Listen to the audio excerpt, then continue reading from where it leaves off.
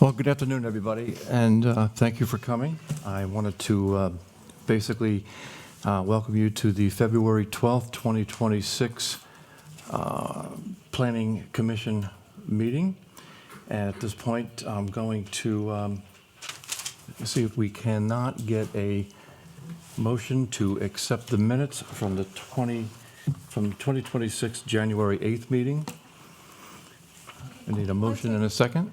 Do you want to take roll call first? Oh, okay, sure. All right, so with the roll call, we have Latanya Askew. Here. Susan Rahl. Here. Mike Pironski. Here. Lynn Bratton. Arrived. And Anthony Dickerson. Present. We do note for the record that the vice chair, Matt Drew, is not in attendance this evening. So do we have any new business, Spencer? No. All right, then. You need a motion for the minutes, is that what you said? Yeah, a motion to approve the minutes and a second. I've been waiting. Anyone? I'll make a motion. So, We have a motion, President, and we have a second. The minutes are approved for the January 8th, 2026 meeting, 6-0.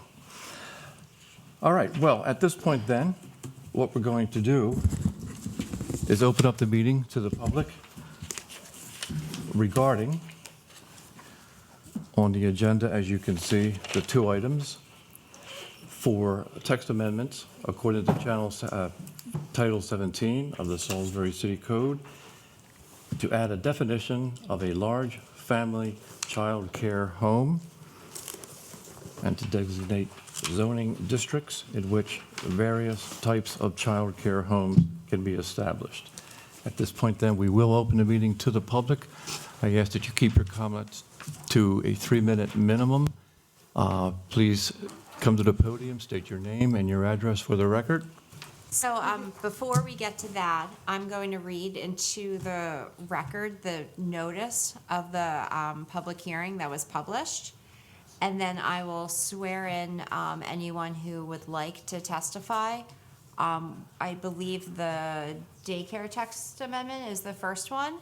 And then staff will present the staff report. And then after that, we can, if anyone wishes to come up to the podium, they can. Sound good? Sounds good. Okay. So the notice is Salisbury Planning and Zoning Commission Notice of Public Hearing Text Amendment.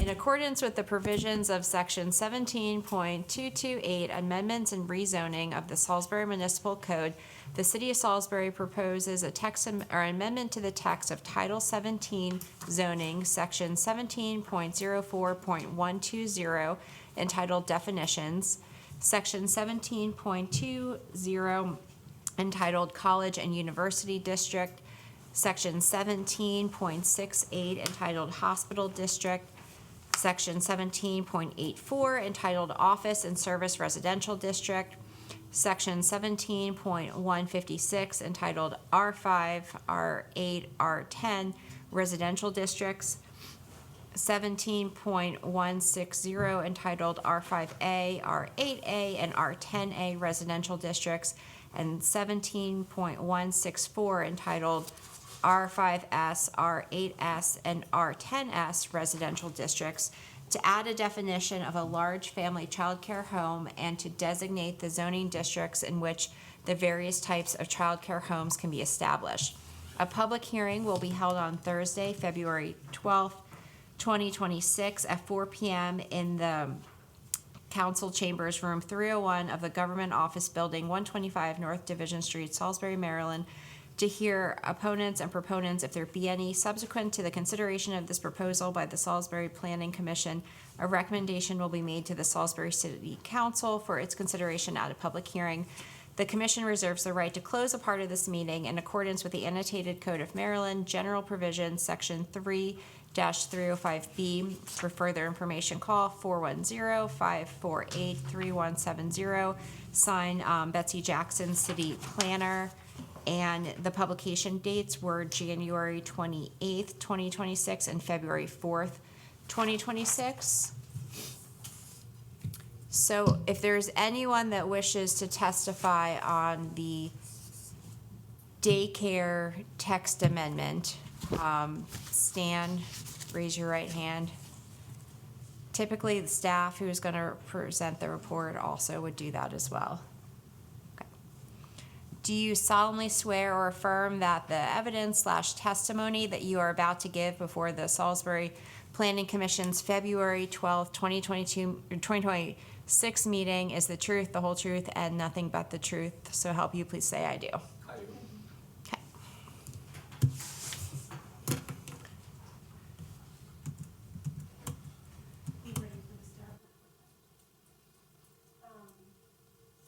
Proposed amendments would replace the term family daycare home with family childcare home and amend that definition to be consistent with the state definition.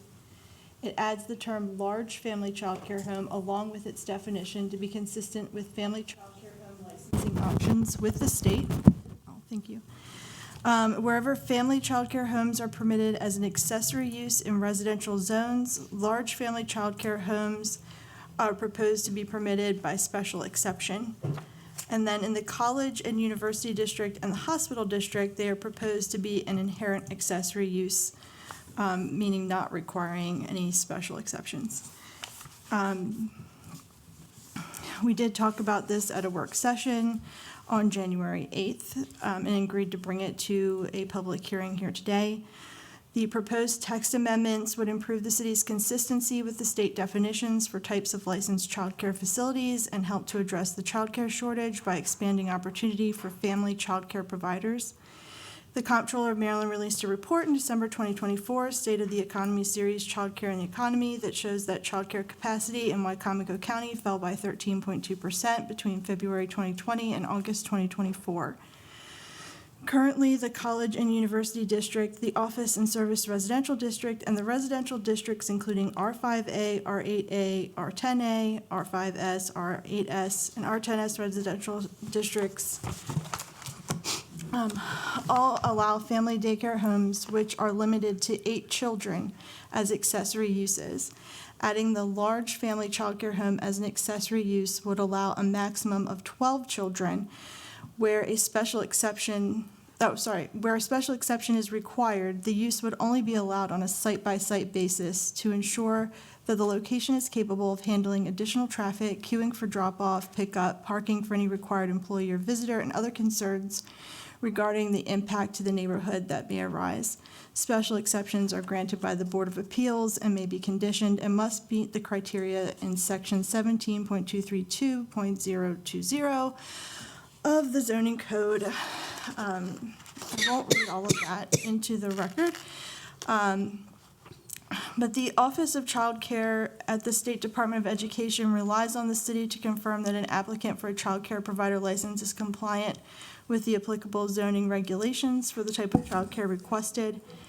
Comar 13A 1801-16 provides that the requirements the state uses to license large family child care homes those requirements address like staffing, record keeping, hours of care, suitability of the home, program requirements, safety, nutrition. So the goal of our zoning code is only to ensure that the site and location are suitable for the use. And I said a lot, but I think that the main thing here is just that we currently don't have large family childcare homes in the code. This provides an option for it, but subject to a special use exception where it's in a residential district. And the Department of Infrastructure and Development recommends that the Planning Commission forward a favorable recommendation to the mayor and city council for the proposed amendment as shown as attachment A and based on the findings in the staff report.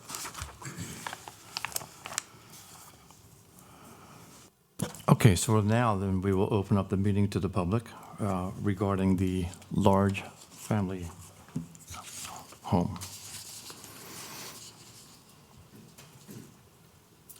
Hi, good afternoon. Robert Taylor, Salisbury resident.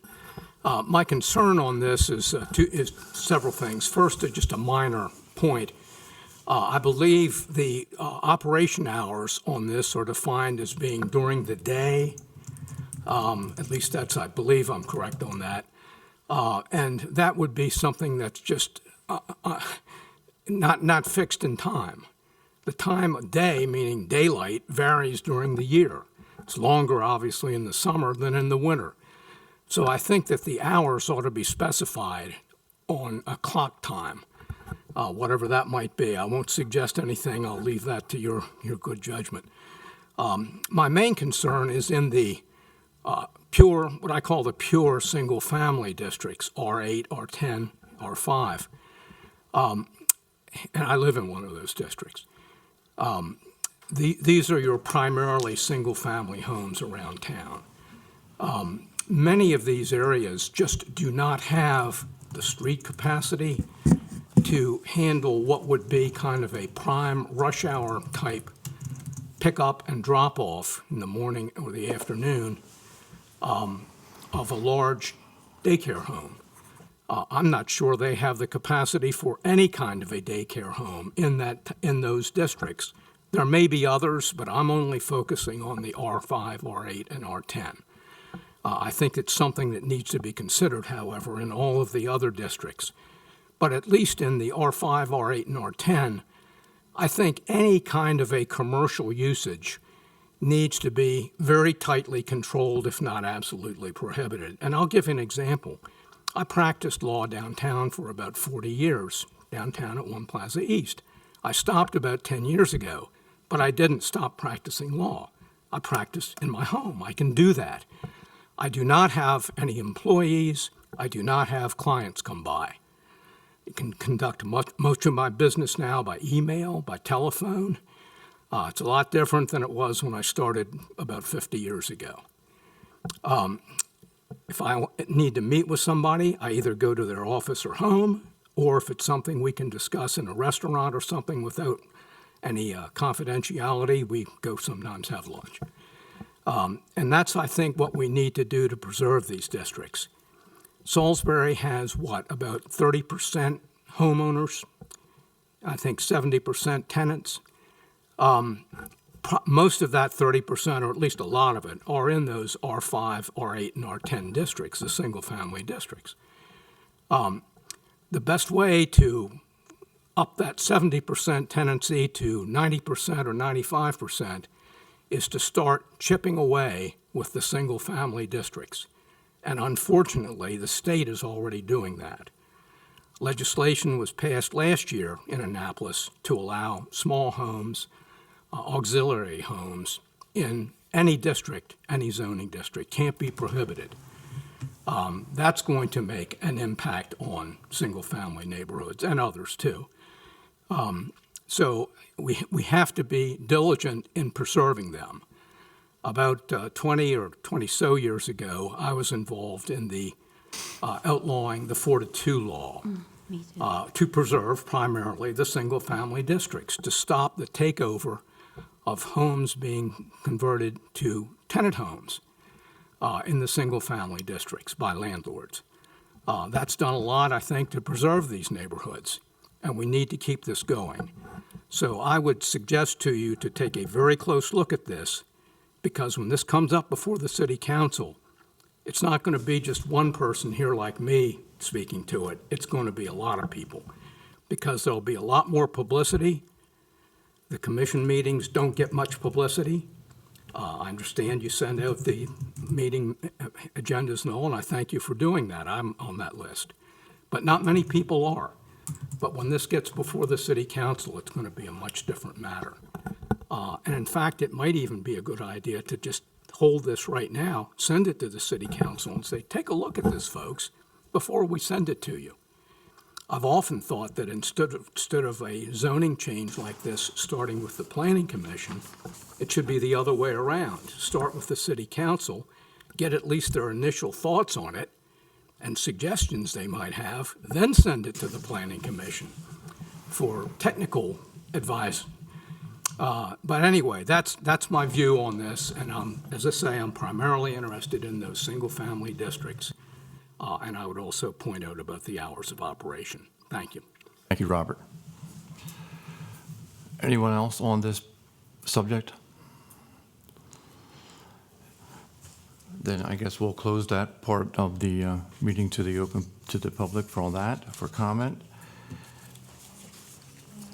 The question, we do have a letter. Well, yeah, I was just, did you want to read the letter, please, Betsy? So I don't think you need to necessarily read the letter, but I think that if Ms. Jackson could just identify that someone did submit their public comment via email, it's been distributed to the Planning Commission, so it's something that, did make its way into the record and into your consideration. Yes, we did. We received an email from a citizen regarding this amendment, opposed to it.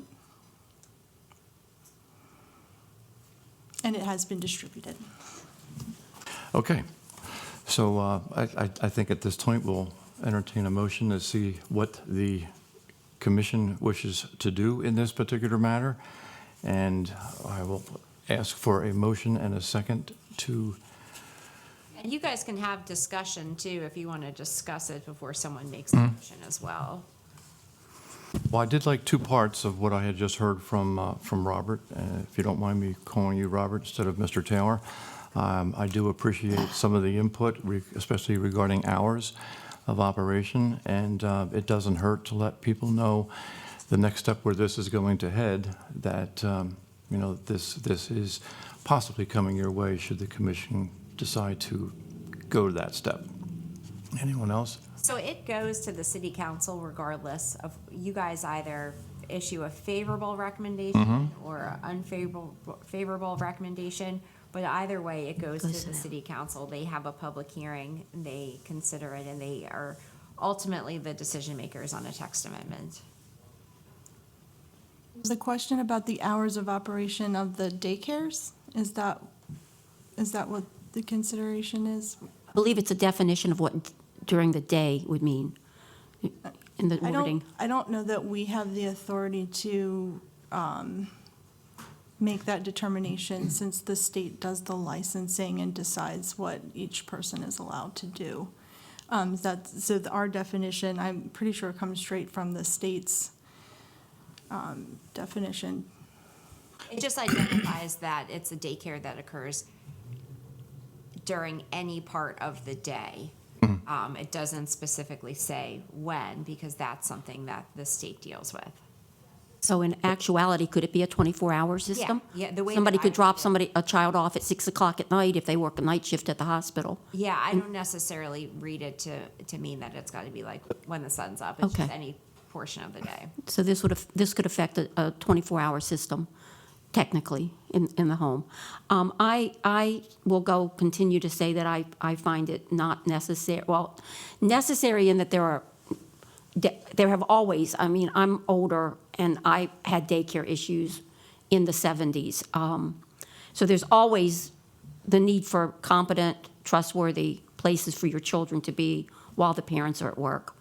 However, I absolutely do believe that in the R5, R8, R10 districts, those are single-family homes. They are not in any way set up to handle commercial business, residential, 12 families or 8 families with multiple children coming and going. I believe this is a change in the middle of the stream with people who have bought homes in straight-up residential neighborhoods with the expectation that the street would be for the 2 neighbors next door and the 2 neighbors across the street, not for 8 families coming and going.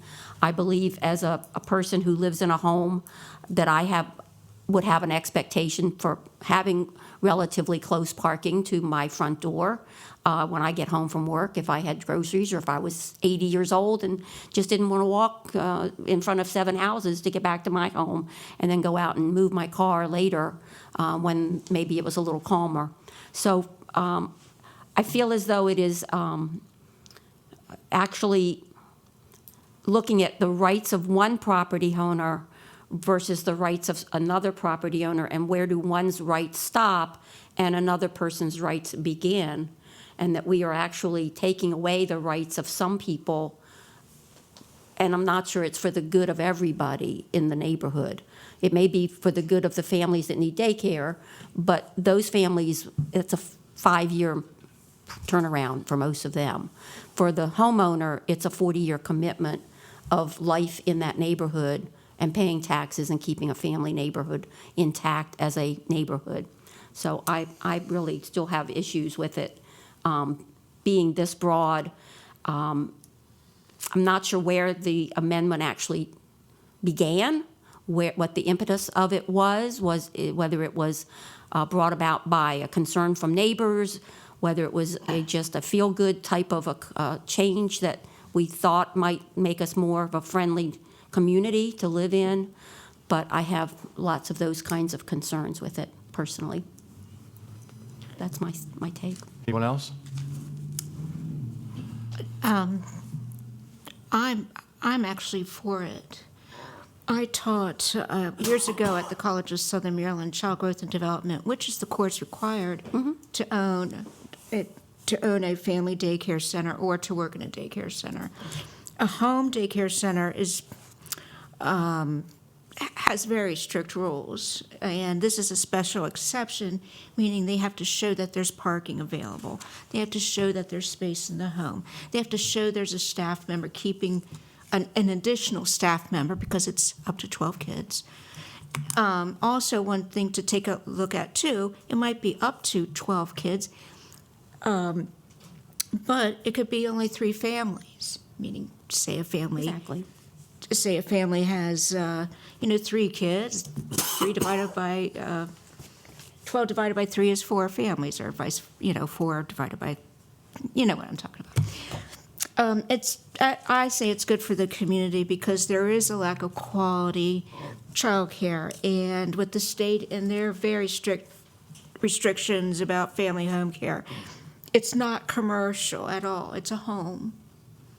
And I have to disagree with you, Lynn, on that. We're allowed to do that. Yeah.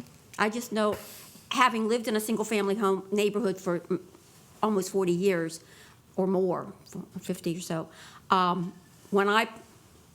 my expectation of the neighborhood's activity, if I worked night shift and I had a expectation that I'd be able to sleep during the day in the summer with my window up, and my neighbor has 12 young people, and I was a home ec teacher, and I taught child development and child care. So it's not that I don't agree with what the rules are. I've also worked in that industry many years. But I feel like it's the peace and quiet that is the expectation of a family neighborhood that is being taken away from the people that have bought and invested in that particular neighborhood. That's the part that I feel like is not fair to our residents. And we only have, like Mr. Taylor was saying, we're in a kind of a really weird seesaw of family homeowner occupied properties versus non-homeowner occupied properties. We really would like to see it kind of shifting. And we had a big push for that a few years ago, where any home that was tenant-owned and flipped over into a homeowner, they got a rebate on their taxes for years to encourage that to occur. I find that this may actually affect the property values, probably make it harder for somebody to sell a home if it was next door to a daycare center that you could obviously see in the backyard was not just a family with a swing set. The other question I do have is by special exception. We brought this up at the last meeting. Once, let's say, 111 North Road was deemed appropriate for this special exemption, does that stay with that house for the life of the house? Or does it end when that tenant moves out and no longer has a daycare center? We never really clarified what the long down the road effect was of the long-term reaction on that particular property. I know with 4 to 2, there were ways to grandfather in that you could have 4 people living there, and that stayed with the property. Like if I sell one of my homes that was grandfathered, that grandfathering goes with it. If I were to live in a home that had been deemed a 12 daycare home, would that be a marketable strategy for me to find a buyer that also wants to run a large family daycare to say, oh, it's already been approved? And maybe the dynamics of the neighborhood have changed since it was approved, and it may or may not be still an appropriate thing for the neighborhood. I just see it's a slippery slope. I think it's a a text amendment looking for a problem, and I see no reason to change it at this point in the stream. The other thing, too, is we are looking at some major zoning changes coming up. I don't understand why we would just do a text amendment here and a text amendment there, when there really are some major concerns coming up down the road to look at like a lot of things in our neighborhoods and make it more broad-based and sweeping, a change that fits into all the different things that may be coming along in the next year. I'll be quiet, I can't call on you, Mr. Taylor. Okay, I don't want to just reopen everything that we talked about at our last meeting that was in the minutes. So, and again, I don't know what we're going to be dealing with. I know that I was also in favor of this idea. I tend to follow what the experts in the staff have to say about an issue. I don't think this is going to be like we're living right next door to a high school, and we're going to have buses, and we're going to have all that. As Susan had mentioned, where we could have 2 people, we could have 4 people, we could have 6 people. But I don't think it's basically a parking issue as much as it is going to be overrun in your neighborhood and make it a undesirable place to live. So at this point, I'd like to ask for a motion for us to vote on this matter. May I ask a question before we make a motion? Sure. So a couple of things. Are there any other places in the zoning code that define operating hours for certain types of commercial activity, or does the special exception process give an opportunity to define operating hours, or is that just something that we don't do at all? I think in most cases, a special use exception could define operating hours, but in the case of a family childcare, because it is state licensed, I don't think we can do that. I think it would be the licensing. It's the way I read it is that the city has to basically report to the state that the property complies with the zoning code. Yes. So does our zoning code provide an opportunity for us to define operating hours as part of the? I understand what you're saying, but I think Yeah. operating hours falls into the operations of the facility.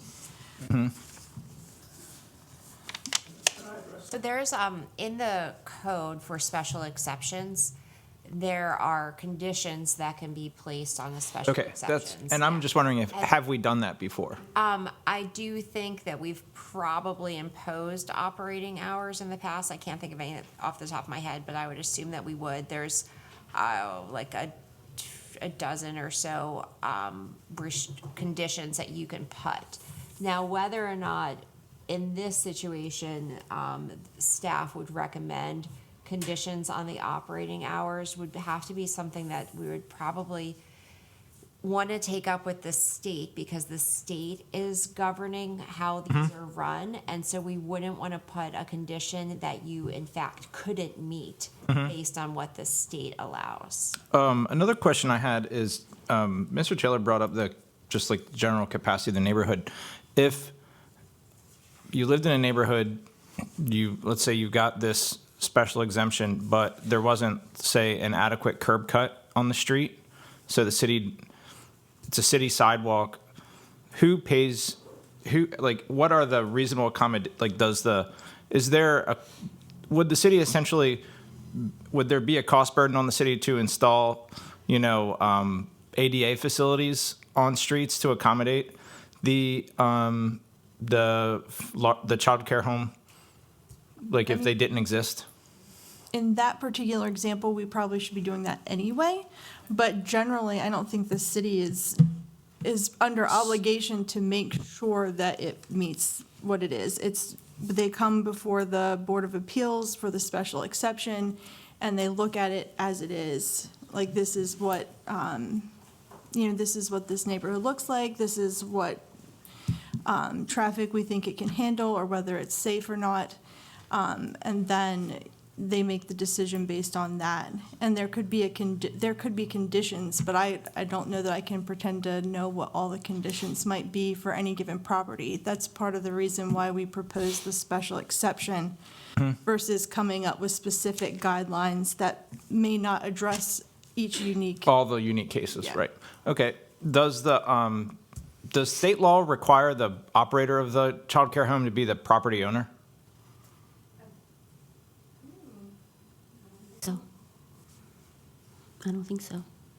Yeah, I don't think they do require them to be the property owner. Because I could see that becoming a serious issue where a very loose, a verbal lease, let's just say, and that person operates a large childcare home licensed by the state, but there could be an issue down the road where a landlord-tenant issue and a neighborhood issue where the person that's operating the childcare facility isn't actually the homeowner. That's what I was trying to get at. It would be the person who would have the license. I think that's. Sure, yeah, that's fine. And Asking. And I think we, as part of this conversation, I don't know that the question's been asked before, that's why I'm asking it, is, I just want to make sure that we're all clear that the person operating these facilities isn't necessarily a homeowner, they're the person who's, The property, it's owned by someone else potentially, and they have only the lease on the property. sure, that's what I'm saying. Like, I mean, a tenant could be operating it. That's, and I'm, if the tenant wants to operate their law firm out of their house, that's fine too, but I'm just asking the question. They would not be able to get a permit or a special exception without having the owner's consent. Okay. Do we have an answer yet about the special exception? If it stays with the address or if it stays with the individual issue? There seems to be. Special exceptions are for the use of that property. Forever. It's not linked Forever. to the actual. Forever. There's some provisions regarding if you want to expand upon it, you'd have to come back. But yes, it's linked to the So property. once if you own the house and you came before us and said, this is what it's going to be used for, then you sell it, the next owner would not have to get a special exception again to open a large daycare They would have to go center. through all the other. They get licensed, Yeah, exactly, but they wouldn't have to come and say, is it still okay for me to do, is it still okay with the neighborhood dynamics for this to continue? For special exceptions to, Laura, correct me if I'm wrong, but if they're vacant for 12 months, if that use does not continue, then it ends. Oh, That's my understanding. Is that not? I think you're thinking of a legal non-conforming use. I don't think our code has the lapse period for a special exception. For many of the reasons that we're coming up with, I feel like it's not ready to be voted on and moved to the city council. I feel like there are too many unanswered what-ifs. Let's fight it out in the streets. Chair, Mr. Chair, is there any way we could ask Mr. Taylor back to the podium? Because Open it up again? to give the additional testimony, he's been raising his hand for 5 minutes, and I think he's just tired now, so. Yeah. Okay, Mr. Taylor. It was partly in regard to Ms. Bratton's question about the permanency of the special exception. Yeah, zoning permissions go with the property, not with the owner. General rule. There may be some rare exceptions under the state law. I don't know right offhand. I'd have to look at the state law. But yeah, they would stay that way. Now, the discontinuance for a year or whatever the period might be, that pertains to what's called non-conforming use. If you get a special exception, you're essentially a conforming use. So unless there's something in our zoning code, and I have to pull it up and look, that says that if you stop using your special exception for a year or more, whatever that period might be, it lapses. If it doesn't have that kind of a provision in it, then it's forever. Now, the new owner, if it's sold, would then have to get a license from the state. There would be that part, obviously, that would go with it. But that's just what I wanted to point out. And that's one of the reasons why it makes public comment sometimes so difficult, because we don't get into the things that you're going to talk about until after we've had the public comment. 100%. Sometimes it seems like it should be the other way around. But I would also, since I'm here, like to say that the use of the word day in that language, that particular language, I don't have it in front of me, but the way it's used in that syntax is a limitation. If it didn't say day, if the idea was, well, you can just have this operation 24/7, then it wouldn't have used the word day, wouldn't need to. So the only reason to put that in there is to specify during the day. And again, I think this is just going to open it up to further argument, and it should be defined. Now, if the feeling is that it should be 24/7, well, then that's one way to look at it. But I think that the point was made that, what happens if, 1 o'clock in the morning, there's a lot of activity going on? I mean, that's going to be a big factor.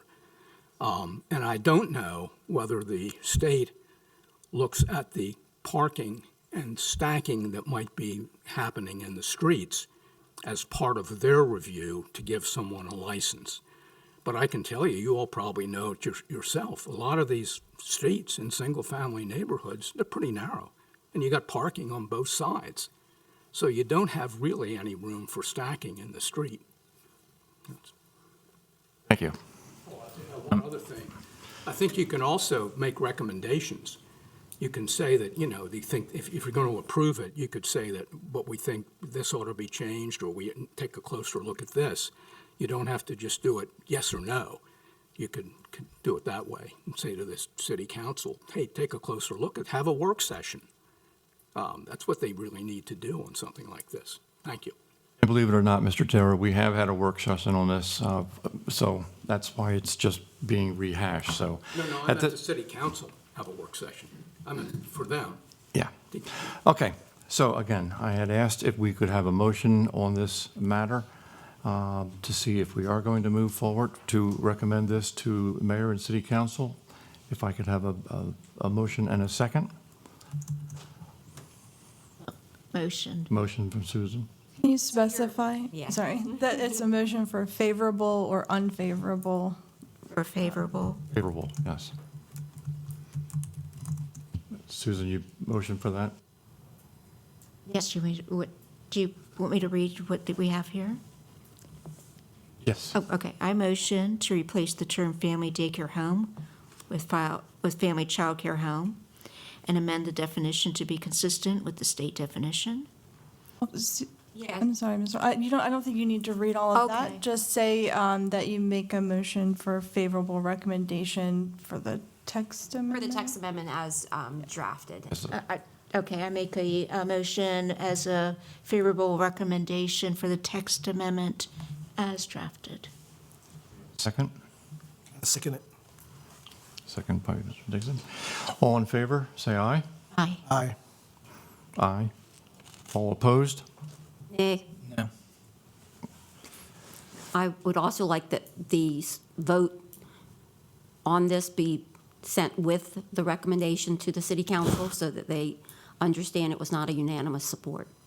Will, Yeah, that'll come out in the minutes. I'm sorry, what did you? I was going to say, did everyone vote? I think I may have missed. Is it? You just go down the table just to make sure that we've got it correct. Aye. No. Yes. Aye. Lynn Bratton, no. And no. So it's 1, 2. So that's 3-3, yeah.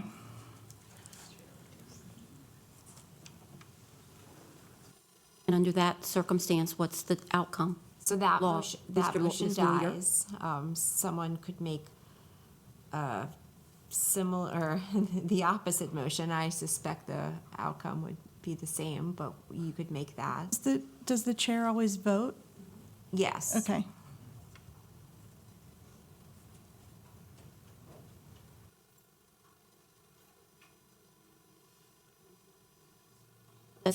Do we need a motion? I mean, it's, the motion is, the motion to adopt the text amendment as written died.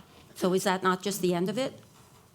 A motion for an unfavorable recommendation? Why does it need a I'm confused. Why does it exit If you don't here? want to make that motion, you don't have to. But why does it need to exit from our commission if we didn't pass it? So it goes to the council. Regardless? Regardless, yeah, whether you make a favorable recommendation or an unfavorable recommendation. I move that we send the recommendation to the city council with an unfavorable commission support as the text amendment as presented.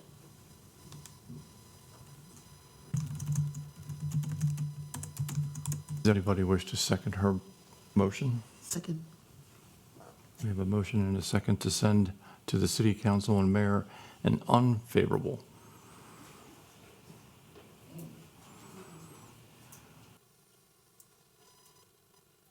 So then you need to vote now. Lynn Bratton, nay.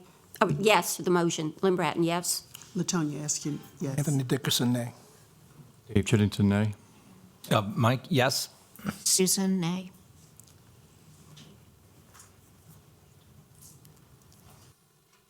So, was that three? In three.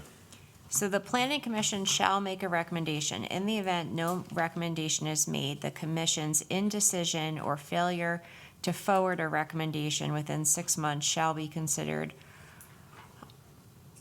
on balance as favorable to the proposed amendment, and a favorable recommendation shall be forwarded to the city council. That seems contradictory with That's negatives. why I read it right from the Like code. double negatives in there? Okay.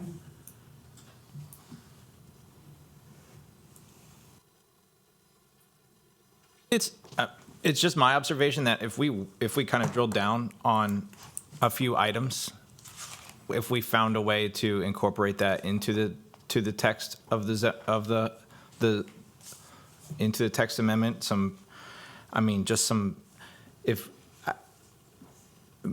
I think if we put operating hours, that would, I'm pointing it out there so we can set expectations for community members. So for operating hours, we would need to contact the state to find out if we're even able to do that. Sure. But those things would also be subject to a special use exception. That's something that, if the state allows us to do it, that could be a condition. The parking issues and queuing and traffic generation, those things would be looked at as part of the application for the special use exception. Other than that, I don't know if I have Yeah. any more I can add. Yep. The other thing I just wanted to understand a little bit better was, I know the motion died today, but just for general informational purposes, we said we lost 13% capacity. In terms of numbers, did we lose 2 slots? Did we lose 10 slots? Did we lose 200 slots? I think that was in the report that Percentage. that I sent, but I think it might have given, I think the full report may have given numbers as well as Okay. percents. In context as well, we also have just recently approved a daycare center that was in front of us just recently.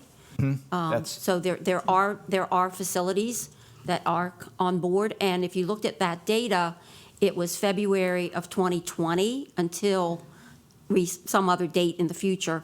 Well, February of 2020, what happened on March 13th of 2020?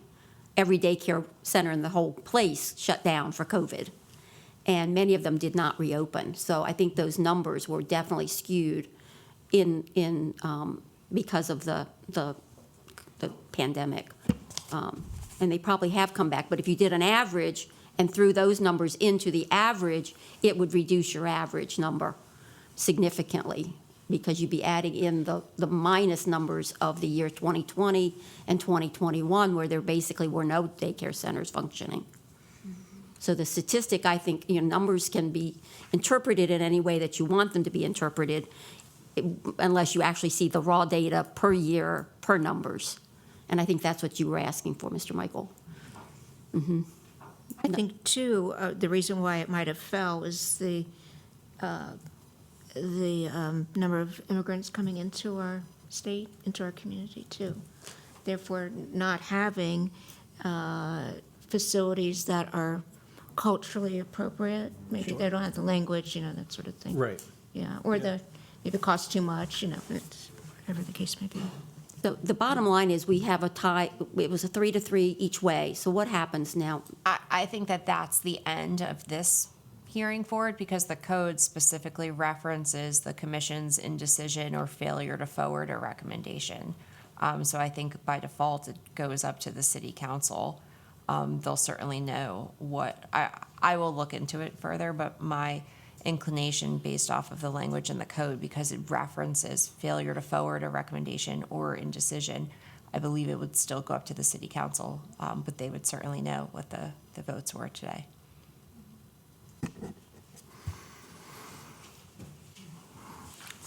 Okay, so with that being said, I think we'll move on to the next text amendment, which is amending Chapter 17.04.120 of the Salisbury City Code to revise the definition of a specialty shop.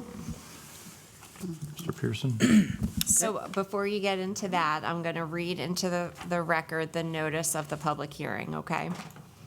Salisbury Planning and Zoning Commission notice of public hearing text amendment in accordance with the provisions of Section 17.228 amendments and rezonings of the Salisbury Municipal Code. The City of Salisbury proposes an amendment to the text of Title 13 zoning, Section 17.04.120, entitled Definitions, to expand the definition of a specialty shop to permit additional uses. A public hearing will be held on Thursday, February 12th, 2026 at 4 p.m. in the Council Chambers, Room 301 of the Government Office Building, 125 North Division Street, Salisbury, Maryland, to hear opponents and proponents, if there be any. Subsequent to the consideration of this proposal by the Salisbury Planning and Zoning Commission, a recommendation will be made to the Salisbury City Council for its consideration at a public hearing. The commission reserves the right to close a part of this meeting in accordance with the annotated Code of Maryland General Provisions, Section 3-305B. For further information, call 410-548-3170. Betsy Jackson, City Planner, and the publication dates were January 28th, 2026, and February 4th, 2026. If there's anyone who wishes to testify on this text amendment, please stand and raise your right hand.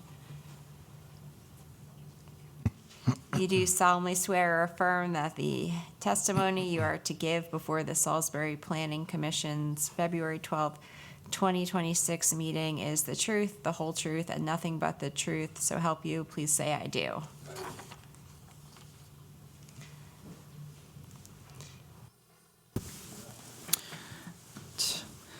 We have received a request to make a text amendment to the City of Salisbury Zoning Code, Chapter 17.04.120, to expand the definition of a specialty shop. A work session was held to discuss the request and staff recommendations at the regular meeting of the Planning Commission held on January 8th, 2026. The public hearing was scheduled and advertised as required in Attachment E. The current definition of specialty shop reads, specialty shop means a shop for the sale of antiques, collectibles, or handicraft and supplies, including artwork, leatherwork, pottery, needlework, or similar items which may be made on the premises. It is the opinion of staff that this definition is overly restrictive. There are a multitude of examples of things that would seem to be specialty shops by the conventional definition that would not be permitted under this definition. For example, this definition would not allow a store that sells boutique clothing or houseplants or video games. Specialty shop is a specific permitted use in 3 different zones: office and service, residential, hospital, and neighborhood business. The purpose of each zone, it can be referenced in Attachment A. Attachment B provides a table showing the uses that are currently allowed in the 3 districts. In other zones where a specialty shop is permitted, it is allowed as a part of a larger use group, such as retail sales, activities, or establishments. Attachment C illustrates the location of the zones that would be affected by the proposed change. Expanding the definition of specialty shop would still limit retail in these areas while creating additional opportunity for small retail that can support the surrounding neighborhood, residents, and uses. The proposed definition of specialty shop reads, a specialty shop means a retail store that sells a specialized line of merchandise related to a specific category or brand of products but does not include adult entertainment businesses, cannabis dispensaries, or alcohol and tobacco sales. No outdoor storage is permitted as part of this use.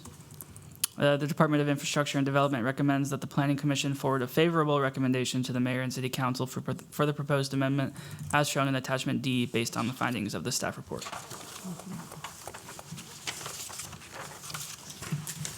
through all this, or? Ms. Jackson, do you have anything that you wish to add on this? Okay. So at this point then, what we'll do again is open up the meeting to the public on this particular item. The specialty shop, please limit your comments to 3 minutes and state your name and address. Yeah, Robert Taylor again, Salisbury resident. I'm like bad breath, can't get rid of me. If it hadn't been for the first matter, I wouldn't be here on this one, and I just looked at it. I did planning and zoning work for a good many decades, sometimes for, sometimes against Brock here. He'll vouch for me, and his father before him. The only thoughts I have on it are this. The 3 districts, let's look at them. The first district has a lot of commercial use in it already. It has, I think, restaurants, convenience store, drive-in bank. Why limit a store to a specialty store? Just let them have any store. And don't get into this fight about, well, is it for a store that fits the definition of specialty store, as you're going to change it, presumably, to only do certain things, like a certain brand of merchandise or a category of goods. That's just going to be an endless debate and argument, just any store in that district. The other 2 districts, I'm not so sure that it should even be allowed, but I'll let that to your good judgment. That's all I want to say about that. I'll be brief. Thank you. Do we have any comments from the commission other than what we've discussed in our last meeting on this item? I do have a comment. I'm not sure that I can't remember clearly if we discussed this or not. I'm not sure there was any comments about signage on a particular residential home that may have a business in their basement, their backyard, or their garage. I don't know that we mentioned the use of signage on the front porch or over a door that says Joe's Garage, Fix It Up, Fixers, Lawn Care Service, whatever. I don't know whether we mentioned that, but I see that as not appropriate in a residential district. And also, did we put any limitations on square footage of, like, the amount of space that could be devoted to their shop in the residential home that you're dealing with? Is there any limitation of how much space could take up? Like, could it be your entire first floor and you live above it? So it basically would turn into, kind of the old-fashioned store on the first floor, residence on the second. I'm not sure that what we've written in here has any of those delineations identified. So I feel like it's very open-ended. I'm not sworn in. So all we're doing is changing the definition. Yeah, we don't have to deal with the signs here. We're just changing the definition of the stores that are allowed in those districts. So I don't think would there be. Subject to all the signs. Yeah, but.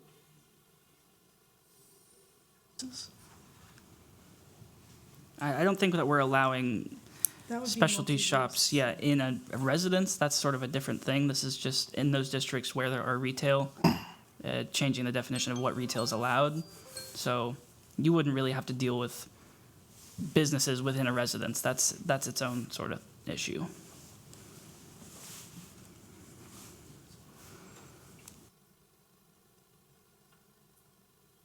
Basically, we're relaxing a lot of the restrictions, making it more friendly. In these three districts, yes, we're expanding it to. It's still not. We don't want to, like we said, we don't want to allow the big box stores, the Walmarts. That's why we have this specific definition that isn't general retail. It's specialty shop because we want to preserve the character of these smaller stores. Comment from members of the commission?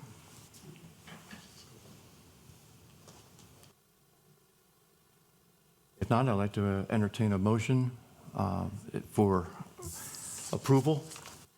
Specialty shops definition to become more user-friendly. I need a motion and a second. So we can make a motion for a favorable recommendation? Yes. Favorable or Okay, I'll make a motion for a favorable recommendation. A second? And just to clarify, that is a favorable recommendation for the text amendment as submitted. in As the- submitted. Right. Yeah. Yep. Second it. Second. All in favor? Aye. Aye. Aye. Opposed? Motion carries. Was it all ayes I need to get? I think we need to do a roll call vote on all of these. Lynn Bratton, I'll approve. Latonya Askew, yes. Anthony Dickerson, yes. Dave Chiddington, yes. Mike Perensky, yes. Susan Roll, yes.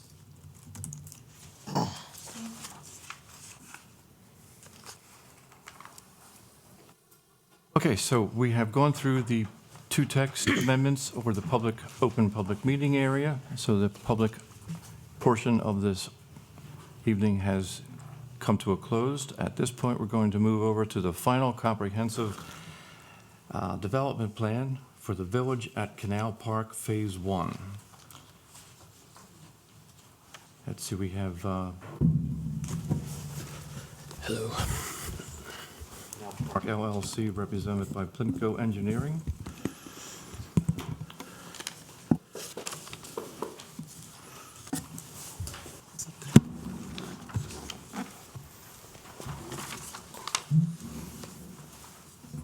Good afternoon. All right. So, presenting a staff report for the Village at Canal Park, applicant Plitco Engineering for Canal Park LLC for a final comprehensive development plan in the zone R5A. Summary of the request, Plitco Engineering on behalf of Canal Park LLC has submitted a final comprehensive development plan as seen on attachment 1 for a 25-unit townhome style apartment development. Currently, the project is proposed on 2 lots at the end of Canal Park Drive, lots 3B and 3C, but the developer intends to combine these lots and the 3 adjacent lots before construction. A draft re-subdivision plat has been provided with this submission, as seen on attachment 2. The proposed development is consistent with the rest of the development in Canal Woods condominium community where these lots exist. A little brief history. At a planning commission meeting dated January 18th, 2007, this site was part of a final condominium site plan approval for a 56-unit condominium development that included lots 2B, 2C, 3A, 3B, and 3C, and required the removal of the Canal Woods clubhouse and pool. The clubhouse and pool were removed, but the 56-unit condominium was never developed. In December of 2024, the current iteration of this development received preliminary comprehensive development plan approval, and since then they have purchased all of the aforementioned lots and have designated this project as Phase 1 of the development. Phase 2 was submitted separately for preliminary comprehensive development plan review in June of 2025 and will be developed on the remaining lots 2B, 2C, and 3A. So on to the comprehensive development plan review. We'll talk about parking first. The department has been applying 1.5 spaces per unit for townhouse-style apartments, as opposed to 3 off-street parking spaces for traditional apartment dwellings containing 3 bedrooms or more. 1.5 spaces per unit calculates to 37.5 spaces, as well as 20% of that total for an additional guest parking requirement of 45 spaces. The applicant has provided 2 parking spaces per unit, and an additional 10 guest parking spaces for a total of 60 parking spaces, so thus compliant. A dumpster pad is shown on the site plan, enclosed on 3 sides by fencing and evergreen-style trees. Trash collection will be handled privately. The code requirements for setbacks for apartments are they are on the staff report. I won't read them through, but the proposed development is compliant with these setbacks. And then onto building elevations and floor plan. The building elevations and floor plans have been provided on sheet AT1 of attachment 1. The heights do not exceed the 40-foot limit for development in the R5A zone. For a sign plan was not submitted, but signs will need to be approved by the Planning Commission prior to the installation. A community impact statement was provided at the preliminary stage, as seen on attachment 3. Comprehensive landscaping plan has been provided and received preliminary approval by the Salisbury Wycomico Planning Commission with the condition that they label the 10-foot screen and/or landscaping area along the boundaries of the parcel. Those conditions have been met on this final landscaping plan. Construction is expected to begin once all approvals have been granted. A specific development schedule was not indicated. The applicant provided a statement of intent to proceed and proof of financial capability during their preliminary review. And then on to the condo association.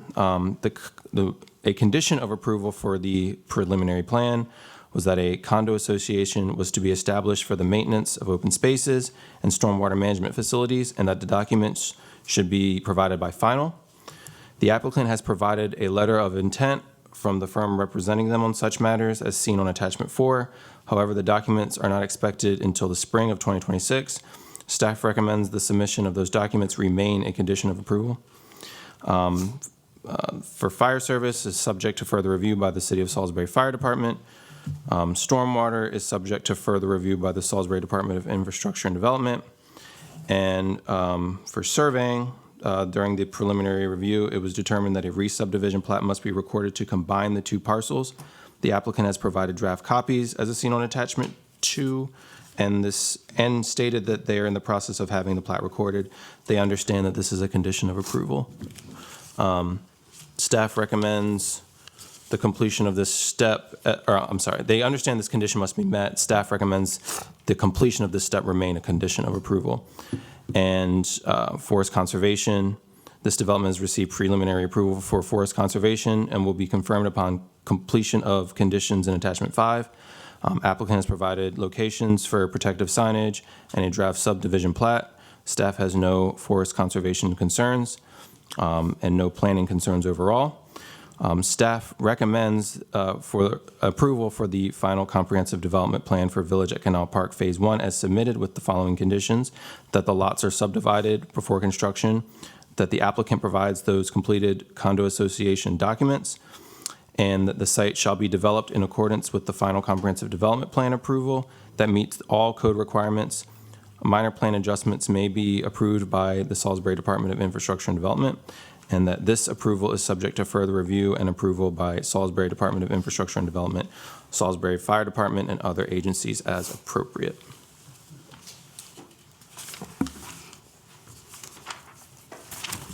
That's all. I had just made one note myself in the refuge disposal, and you have the pads out there for trash being hauled away privately. Do you have anything set up for recycling containers? Did not look like it. Specific, I imagine there's. Does the city of Salisbury require these townhomes to recycle? I don't believe we require it. I think I think are starting to recommend it, but because they came in with and got their preliminary approval, I didn't want to add that as a recommendation. They had already gotten their conditions of approval. I didn't feel it necessary to add it. Okay. Any comments So from? usually we would turn to the applicant to see if they have anything to add or say in addition to the staff report. Since there is someone sitting here, if they have anything. So my name's Ernie. I work for Politico Engineering, and I represent the client. That's a tough act to follow. He really summed it up really well. We don't really have anything extra to add to that. Thank you, by the way. Any update on the stormwater management? There's a lot of flooding that goes along there on the Canal Park. So we went through the process of having the submittal through the stormwater, preliminary stormwater, or the concept stormwater, sorry. We've gone through P1 and P2. The plan for it is we have a microbiome, or we have microbiomes for the treatment of the resin as it goes through. We have a large infiltration pond at the front, and it's designed to hold the 10, or the 2 10 and 100-year storms. It does have an outfall to Tony Tank Pond, which is there just to the south. Because on that side where that parking lot is right now, the older condominiums before it's a small row houses there, townhouses there. they get so much flooding over there, and that's a real concern on that side of that road.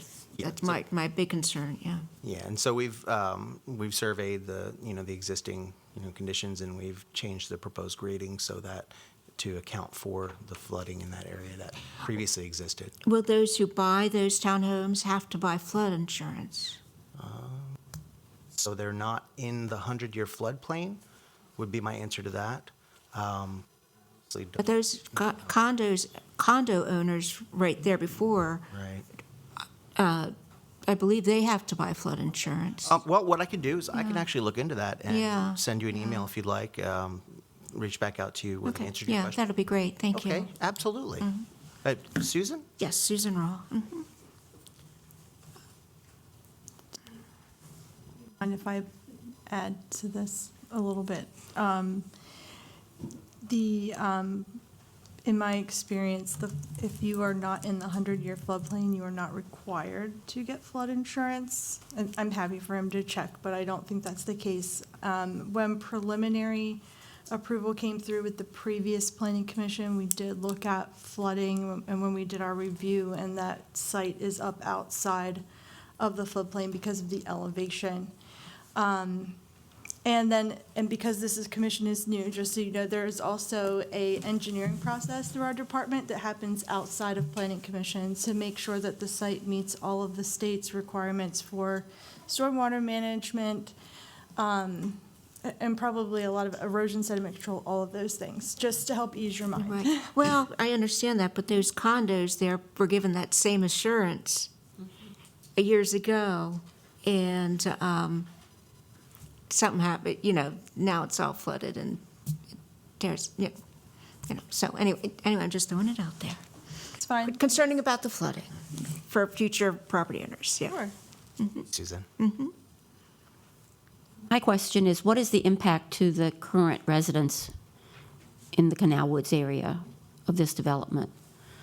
As far as the trucks, the moving of materials, in general, construction's going to be going on in front of them. What's your impact on that? Can I speak to that, please? Gladly. So my name is Jason Scarlevi. I'm the developer rep, basically.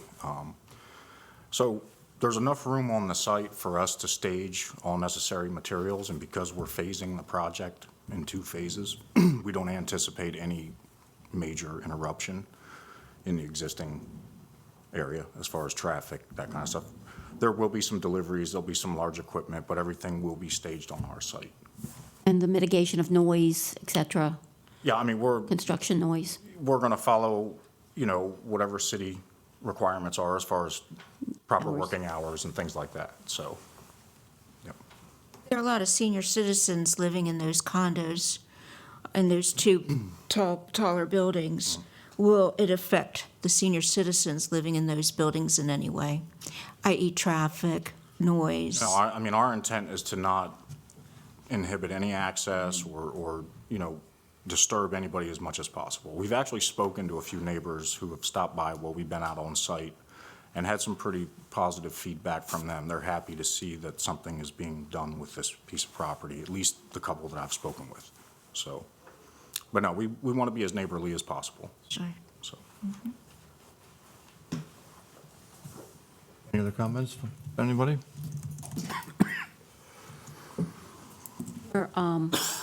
The one report that you did was done in 2024, the impact statement. Do you see any updates obviously you would say no, but do the commissioners see any reason to ask for a more current impact statement?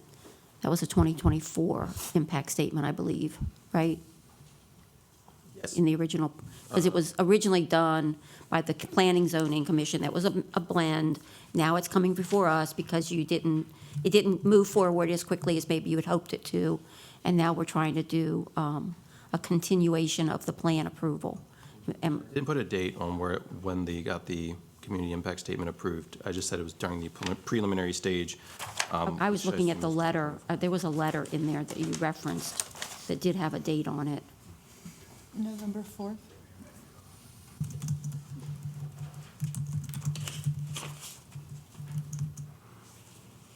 I guess I'm lost on what I'm looking No, at. Attachment 3, no, it was dated November 4th, so Oh. it's the date of the impact studies. I see. That would be a concern. Nothing that stands out, but it certainly would, it's not like it was done in 2025. It was done a while ago. Yeah, November the 4th of 2024, impact study.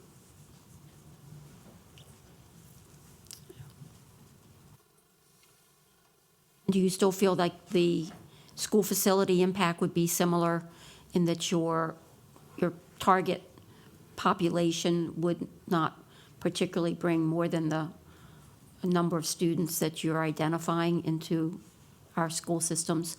Our school systems are heavily overcrowded at this point. Still, the impact statement is still valid. Valid, Yeah, okay. absolutely. Sometimes marketing plans change with the stock market. So, And I think we were actually asked to update the impact statement with current times at the time. I believe we actually had an older one previous that we had updated to. November 4th, 2024. Correct. Okay. Another concern I have is that areas, once again, going back to the citizens that live there, it's a quiet neighborhood, very quiet. And I'm concerned that additional residents, it may not like what's going to happen. So are you building the bridge to, with those community members that live there?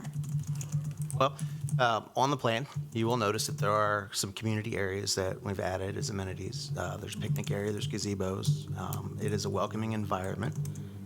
As previously we said, the developer, wants to make it a community, and the word community comes from a common unity, and that was the biggest push that I got from our client.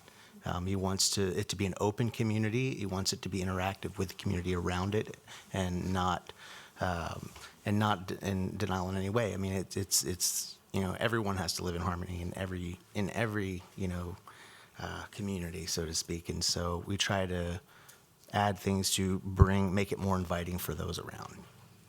I don't know if I've answered your question, though. Not really, but it's okay. Yeah, and your Just ingress. want you to be aware that there are people in that community because it's quiet. To remain a quiet neighborhood in a pleasant community, as it is already. The ingress and egress is still very limited. Are you expanding the way in or out in any way? Understand your Well, question. if you're going into that area, there's only a one road in, and you're going to add 25 more units. Are you having any additional ingress or egress from another back or front, or, no, just the same road? Yeah, So there's two accesses to okay, to what we're providing once phase 2. right. But I'm talking about like from Route 13, like to get into that neighborhood. Based on the traffic study that we had done, we didn't feel that there was any kind of need Okay. to expand. Okay. I mean, you're talking to somebody here who was the one that you tore down, the recreational center that was there. I was a member of that club when I was a teenager. So I remember the building quite well, and I remember even then, it was sometimes hard to just get all the way back in there and find a parking place and get parked if people were coming out. So that was my question on that one. Yeah, I'm old, okay? Just to clarify, we didn't tear down this. I know you did. I'm not angry with you. I'm not, but I'm just kind of putting it in I felt that a little. perspective that I kind of know exactly where you're talking about. And I remembered that ingress and egress into that area got to be pretty tight. And I wondered if there was more than one way in or out, particularly with emergency vehicles, 25 more townhomes, that sort of thing, for The fire. thing about, as far as you're saying, like with the emergency vehicles, Yeah. when phase 2 comes along, it's continuous through. Okay. So it will, phase 1 comes in, and then if you'll look to the Okay. west of where phase 1 is there in front of you, those lots, those 3 lots to the west of it are actually going to be phase 2. Exiting from another, so it will become it won't become a dead-end community, it will become a. Correct. It is not intended as a dead-end community. So where the road goes to the west and it dead ends there for phase 1, actually phase 2 will pick up there and continue back out so that emergency vehicles can come. And come from both directions, okay. Don't know whether that's a plus or minus, honestly. I don't know whether that's a plus or minus. There's something nice to know that if a car goes into your neighborhood, you're going to see it coming out. So there you go. Comforting to me is that the fire truck can get in it. Yeah, That's I a very agree. important Yeah, thing for my I family, agree. so. Thank you for that sharing. Appreciate it. Anyone else? Okay, so at this point, I would like to ask for a motion and a second to approve the final comprehensive development plan, Park Phase 1. Just as a point of clarification, you asked for a motion, but the motion could be for approval or denial. I was asking for an approval. Yeah. Thank you. Do we need to state the, And of course, it the would- following conditions? It would be with the Okay. conditions that were mentioned Right, okay.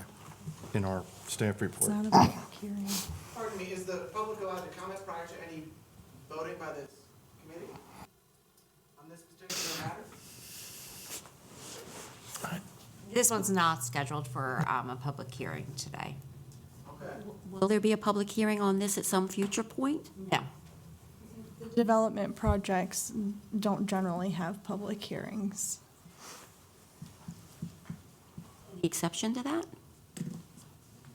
I guess I'm just asking if there's an opportunity for public input. I mean, we do have an email here from the, I think that's the avenue, right? Betsy, I'm looking at you, Betsy. Yeah, you're looking, Yeah. I mean, yeah, we always accept comment, and when people come into the office, we talk to them. Sure. But whether or not public comment is heard here is sort of up to the chair, the situation, whatever, there's discretion there. We have a petition before the 10 signatures expressing concern about the project, and neighbors found out about it last week. So there's a lot of notice to its project as well, so whatever the venue might be, I apologize for interrupting. Well, at this point, and we do have some people here, I would probably go in favor of having the public speak a little bit about this, only because I read something here in this letter that some of these residents are very concerned about the requirements, substantial, a number of things, that the materials from older construction, and since we have these gentlemen here also, maybe at this point, we could open this up to the public to speak while everyone's here on this matter only. Is there someone from staff who's actually doing the time? We just received this yesterday, so we haven't had a chance to review fully, but they all appear to be concerns regarding construction, which is not necessarily pertinent to approval of the It's under development the public itself. welfare sort of role of the planning commission, and that's the reason we wanted to bring it up.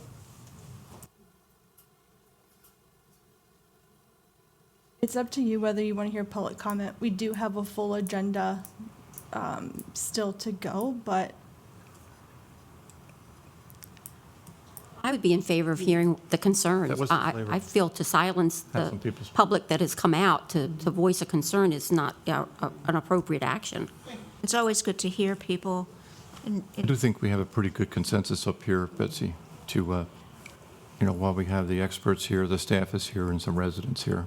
that's fine. I'm just, I'm going to see if I can get somebody here that would actually be able to answer the questions, just because staff has not been able to respond yet.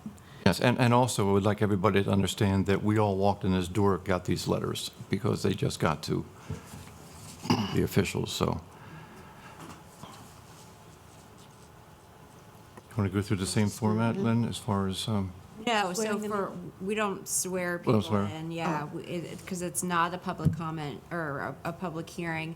It's at your discretion if you want to let some people testify. If you're going to, I would say, apply the time restriction that you've been applying in the past. My question was just, is there someone actually keeping time? I can do it on my phone. Yeah. Okay. so, Before comment, I just want to refer back to the approval history. And the process started and it received a preliminary approval in 2024, correct? Yes, it's So- been going on for some time. So just in terms of providing education to folks sitting at this table, including me, and the public who may be attending these meetings in the future, if a project receives preliminary comprehensive plan development plan approval, is that, are those plans, are those approvals accessible to the public so that if I, for example, want to see if there's a preliminary comprehensive development plan approved for a lot in my neighborhood, can I access that?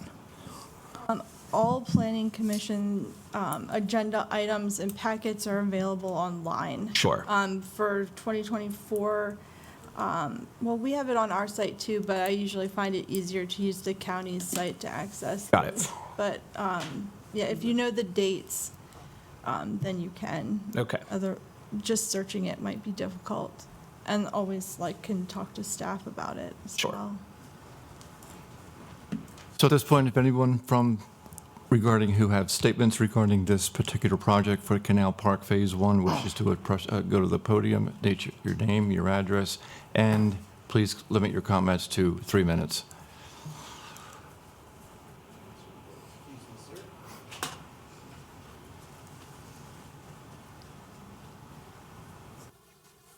Sure.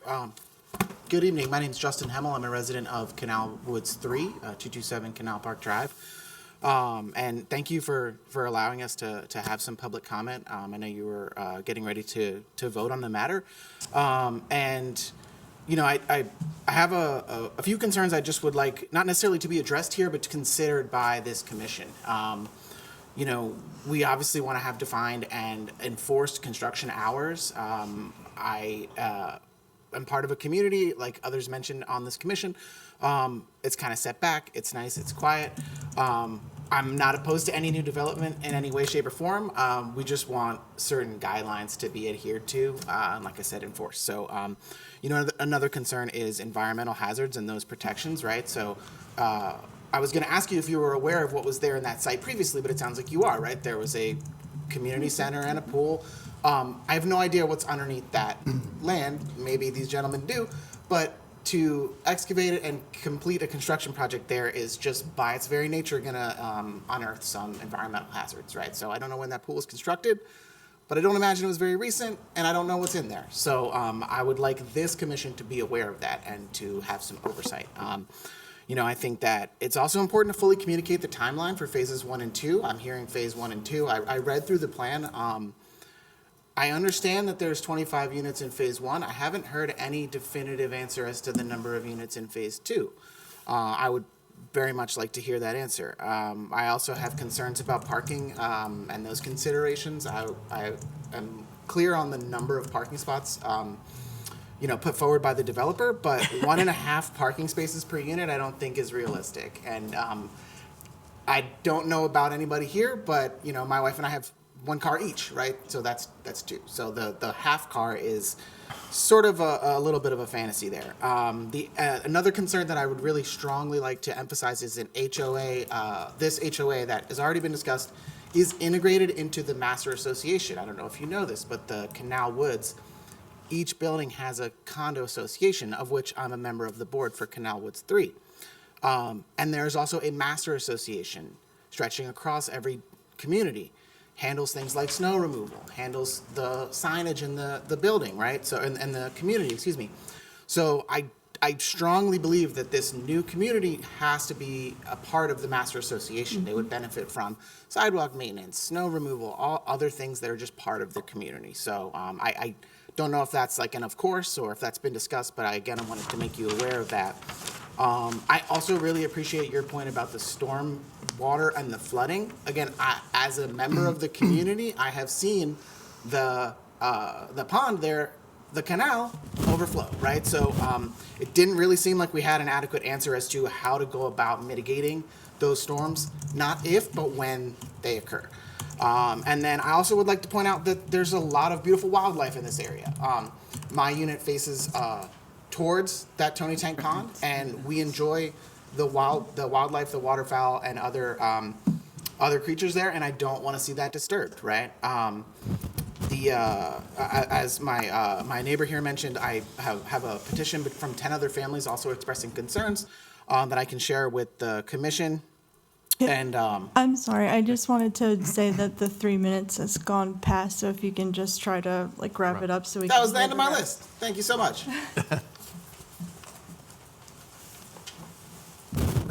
All right, let me know when I'm good to go. Go.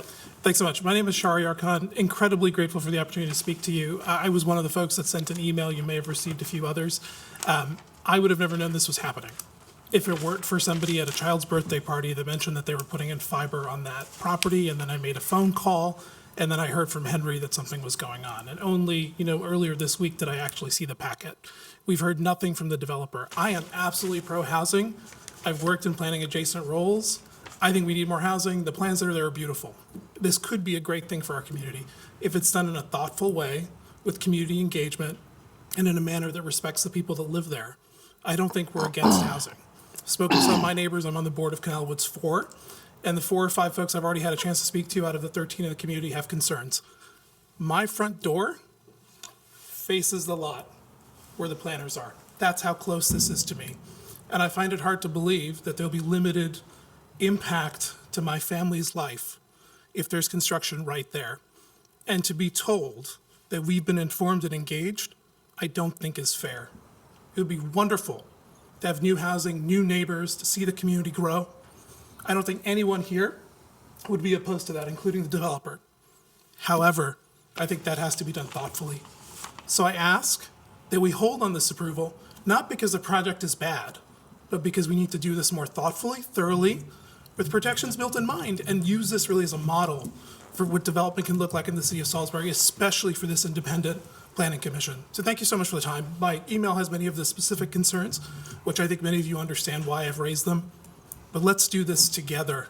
And I assure you that if we do so, you'll hear from many more of our neighbors, and we'll come up with a plan that will make the city better, that will work well for those who want to bring housing and development to our community, and will allow us to do it as community, as the gentleman from Plitco mentioned. Thank you so very much for this time. Thank you. All right, at this time, we will close the public portion once again and move on back to where we were.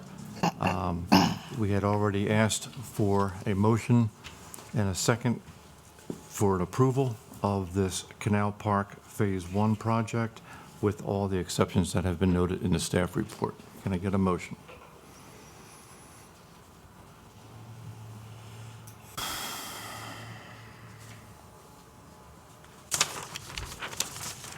Okay.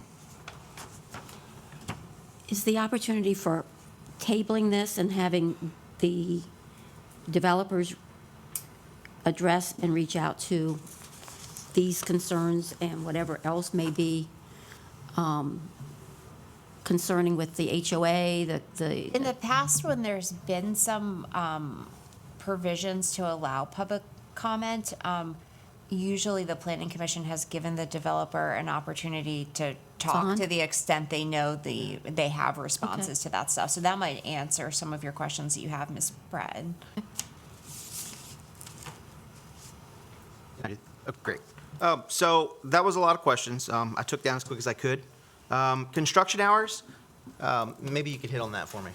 Yeah, so, excuse me. Construction hours are going to be followed based on what city statute is.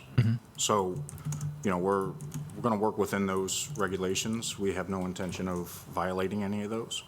Well, I'll let you pick up the rest. All right. The next one I noticed, and this is definitely a big one, environmental concerns.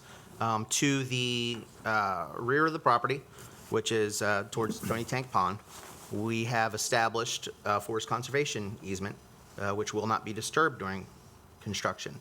In that forest conservation easement, the wildlife is not to be disturbed. As construction happens, there will be, for those who haven't been familiar, there is silt fence and super silt fence that is constructed around the site for the environmental concerns to help with runoff and sediment-laden water, wind, everything from the site to keep those things from carrying off-site. There are erosion and sediment control controls in place for construction as approved by the Wacomico County Soil Conservation District. There is a whole process that goes through on that. We asked about the number of units. It will be 16 units for Phase 2.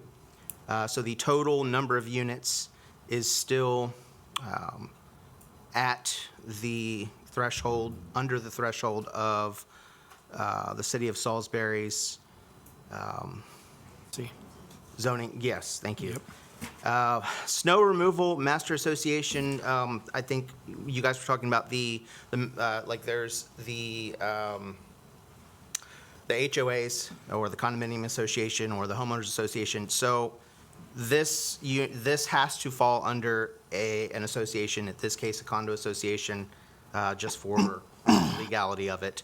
As there is stormwater in place, that way there is responsibility for who is responsible for the stormwater. As far as the master condo association, I don't know our client's plan on that. We can get back to you on that, because I'm not on that side of things. I'm just kind of the engineering plans. Sure. So, my apologies. There's a letter in here from a firm that I guess manages the homeowners associations. So that, Yeah, but we have a history of just condo associations letting, I don't know that it's an extensive history, but I can point to examples currently where there are facilities that have fallen into extreme disrepair, and I'd hate to see that happen here. And I like the idea that each of the centers have their own organization, but that there is a governing, overriding, Coordinating. arching, that keeps that community going all the arrows going in the same direction, if you will, instead of one community going this way and one that way. So I think that was a really good point. May I say something? Of course. So I'm in agreement with you in regards to the association as well. I will get an answer. The HOA structure and documents is in process now, so I don't know exactly what the details are, how our sub-association will play in with the master. So we'll definitely get those answers, but to me, it makes absolute sense with what you were saying. I would like to speak to some of the construction concerns in regards to some of what Ernie touched on, sediment and erosion controls, environmental impacts. Like Ernie said, there is a forest conservation area. That area is posted per what was required. That will be a protected area that will not be interfered with during construction. The silt fence, the erosion and sediment controls, those are all requirements for construction. And not only that, we're also required to get a permit through Maryland Department of Environment, which is our NOI permit. That also consists of regular inspections from the state, monitoring the site for, compliance, essentially. So as far as what might be, in the ground that we're not necessarily aware of, if we were to run into an instance where there was something that could be of impact to the community, obviously it's going to be addressed immediately. And one of the reasons, that is one of the reasons why MDE Maryland is involved in this process, is to, again, like I said, to make sure that we stay in compliance, or any builder, developer, et cetera. So there are processes and protocols designed to protect the neighbors, the environment, and, we 100% will be following. And I know MDE, I've done work with them before, and I also know that what's under there probably dates back to the 1950s, in a swimming pool, concrete swimming pool, probably has lead paint on it somewhere, because it was 1950s construction. Okay. So I know that you will probably run into contaminated earth. I don't remember anything that was significant in the way of oil storage, but there could be buried oil tanks from heating. I mean, oil was kind of the number one way of getting places heated back in the day. So I don't know what might be underground that you don't know. You don't know. I mean, until you start looking into it.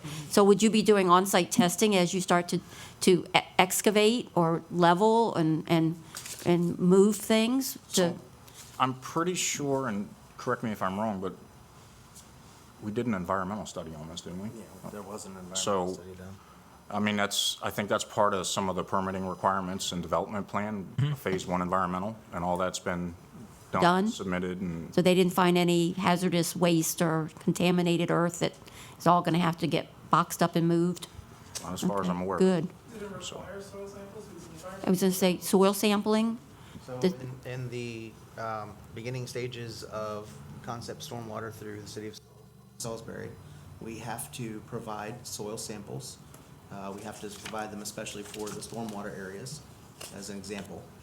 So yes, there were soil borings done, and those are some things that we have to do as part of getting through the first few stages of the process. Yeah, and I wasn't there when things were destroyed or taken down. I don't even know whether the basic structure of the swimming pool, the cement structure, would still be underground holding water, possibly.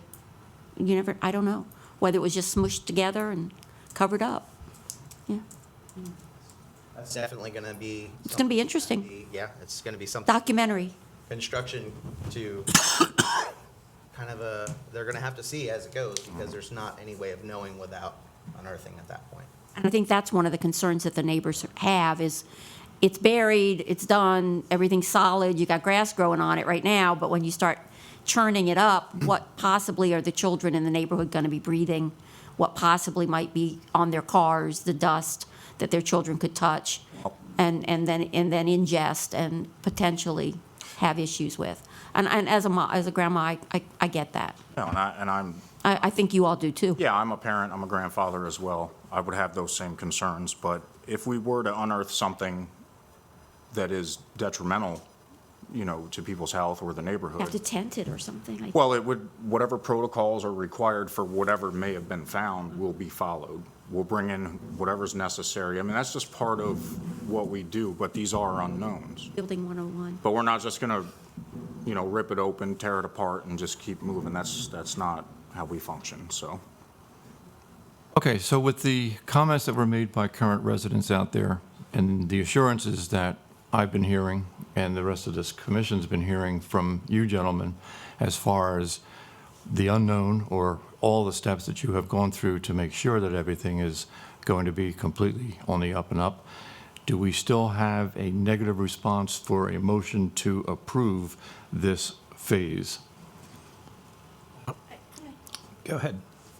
I just have one quick question. When is the estimated date of completion for Phase 1? Phase one, I believe, and I don't have it in front of me, but I believe we were looking at roughly 6 months on our site work end, I believe. So, Okay, thank you. It wouldn't be ready to be inhabited and sold in 6 months. You're just saying the site work would be done. infrastructure, the site work, the heavy, The heavy lifting. correct, Gotcha. But the actual ready to be marketed would probably take another, several months, for sure. So, because these are going to be condominiums for sale, that's right. correct? Yeah. Okay, so can we get a motion for an approval of this Phase 1 project at Canal Park? I'll make a motion. Anybody have a second? Second it. All in favor, say aye. Aye. Aye. Any Just- opposed? Just to clarify, Roll call vote. approval subject to the conditions that are in the staff report. Absolutely. Correct. Yes. Okay. Any opposed? Great. Motion passes. Thank you very much, gentlemen. Thank you all for your time. Thanks for having us today.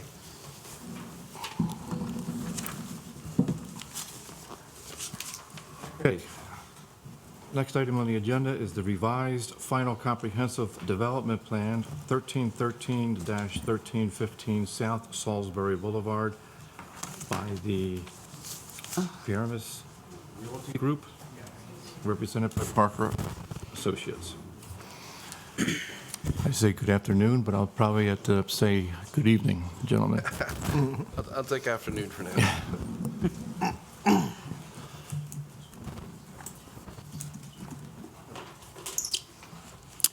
Mr. Pearson. Okay. So Parker and Associates, on behalf of Piraeus Realty Group, has submitted a revised final comprehensive development plan for a small neighborhood shopping center at 1315 South Salisbury Boulevard. The applicant has submitted a revised version of the comprehensive development plan for this property. The original was approved on February 15th, 2024. Structure has already been built, has multiple tenants currently in operation.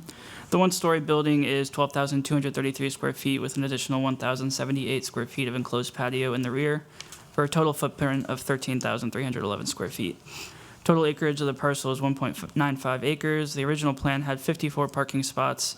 However, upon inspection of the property, it was revealed that only 53 spots were built. The proposal will replace 2 parking spots in the front of the building with an 18 by 18, 324 square foot outdoor patio outside of Unit A. Patio will be protected by 8 3 foot by 2 foot by 1.5 foot concrete planters. An island planter at the front of the site will be removed. The patio in the rear of the building will be reduced from 1,078 to 988 square feet. And the total area of the site, including patios, will increase from 13,266 to 13,500 square feet. The number of parking spots on the plan will remain the same as originally proposed at 54. A preliminary comprehensive development plan was approved by the Planning Commission on August 10th, 2023. A final was approved by the Planning Commission on February 15th, 2024, with the conditions: the site shall be developed in accordance with the final comprehensive development plan, provide a detailed sign plan, and that the approval is subject to further review by the fire department. So the comprehensive development plans are required for all shopping centers with respect to the zoning code requirements. The patio is proposed to be utilized by a coffee shop, which is replacing a previous coffee shop in the same unit. Coffee shops are a by right use in the general commercial district. There is no indication that the patio will be inaccessible to other tenants in the building. For parking, the total usable area of the property, including patios, will be 13,500 square feet. The zoning code requires small shopping centers to provide 1 parking space per 250 square feet. This equates to 54 spots. The removal of the parking lot island allows the site to maintain the number of building-adjacent parking spots. The removal of the portion of the rear patio works to offset the addition of the front patio to the square footage calculation. The proposal provides 54 spots and is compliant with the city zoning code. The majority of the parking at this site is on the side and the rear of the building. The proposal maintains the number of parking spots at the front of the building. ADA requirements state that parking lots with 51 to 75 spots must have at least 3 handicap accessible spots, 1 of which must be van accessible. The site provides 2 car accessible spots and 1 van accessible spot in the front of the building. All ADA dimensions and access requirements are met. The island in the front parking lot will be removed. The removal of patio space in the rear of the building will leave exposed empty space. The space should be covered with a landscaped element. For fire service, the proposal is subject to further review by the Salisbury Fire Department. For stormwater management, the proposal increases the amount of impervious surface, but is sufficiently minor as to not be a concern. And for planning concerns, all concerns have been addressed through correspondence with the applicant. So staff recommends approval of the proposal with the condition that the exposed area resulting from the shrinking of the rear patio be landscaped. Okay, any comments from the commission? Do we want to? Typically, we would refer it to the applicant who's here to give any additional comments they have for the staff report, and then the planning commission would discuss it. Okay, gentlemen, do you have any questions with the staff I'll be report? brief if you don't mind. Brock Parker, Parker & Associates. With me is Mr. Chris Adamopoulos. Chris is with Piraeus Realty. In the audience is a representative from the tenant that's proposing this what we would respectfully submit as a minor site change to this project. This is the Voodoo PJ's Coffee Shopping Center that is up near the college. What we have is the PJ's Coffee has since vacated and wants to come rise up for an expansion into this space here. Obviously, people like to sit outside in this climate and drink their coffee. So what we would like to do is take 2 existing parking spaces in the parking lot, wall them off with concrete heavy planters that can, they're safe to, cars and whatnot, and put a couple of tables in that area. If you look at the exhibit in your staff report, you'll see we have a little detail up to the right of the site plan. There are picnic tables in there, but it may not be picnic tables. It may be several separate seating, but it shows how we are armoring the sides of this area. We don't propose to remove the asphalt or elevate it or change it really in any other way, just put the planters and give the patrons a way to sit outside. As Henry said, in order to offset this reduction in parking spaces, we are removing a little sliver, about 4 or 5 feet of the rear Voodoo patio area at the rear, just to kind of offset that requirement. So the patios here are now required to be parked as though they were building area. With the increase in building area in the front, we're decreasing it in the back just slightly. That decrease will be removed permanently with landscaping suitable to DID satisfaction. So. Just a question about the rear patio. So that's just concrete, so you're going to put, are you replacing the rear patio area with planters or anything? Yeah, the condition, should you see fit to approve this, is that it will be landscaped. Gotcha. Either the concrete will be saw cut and removed, or we will bolt down some. And then is the new tenant going to propose to put any structures above the outdoor patio? It's not to be covered at this time. Okay. Yes, sir. Anyone else?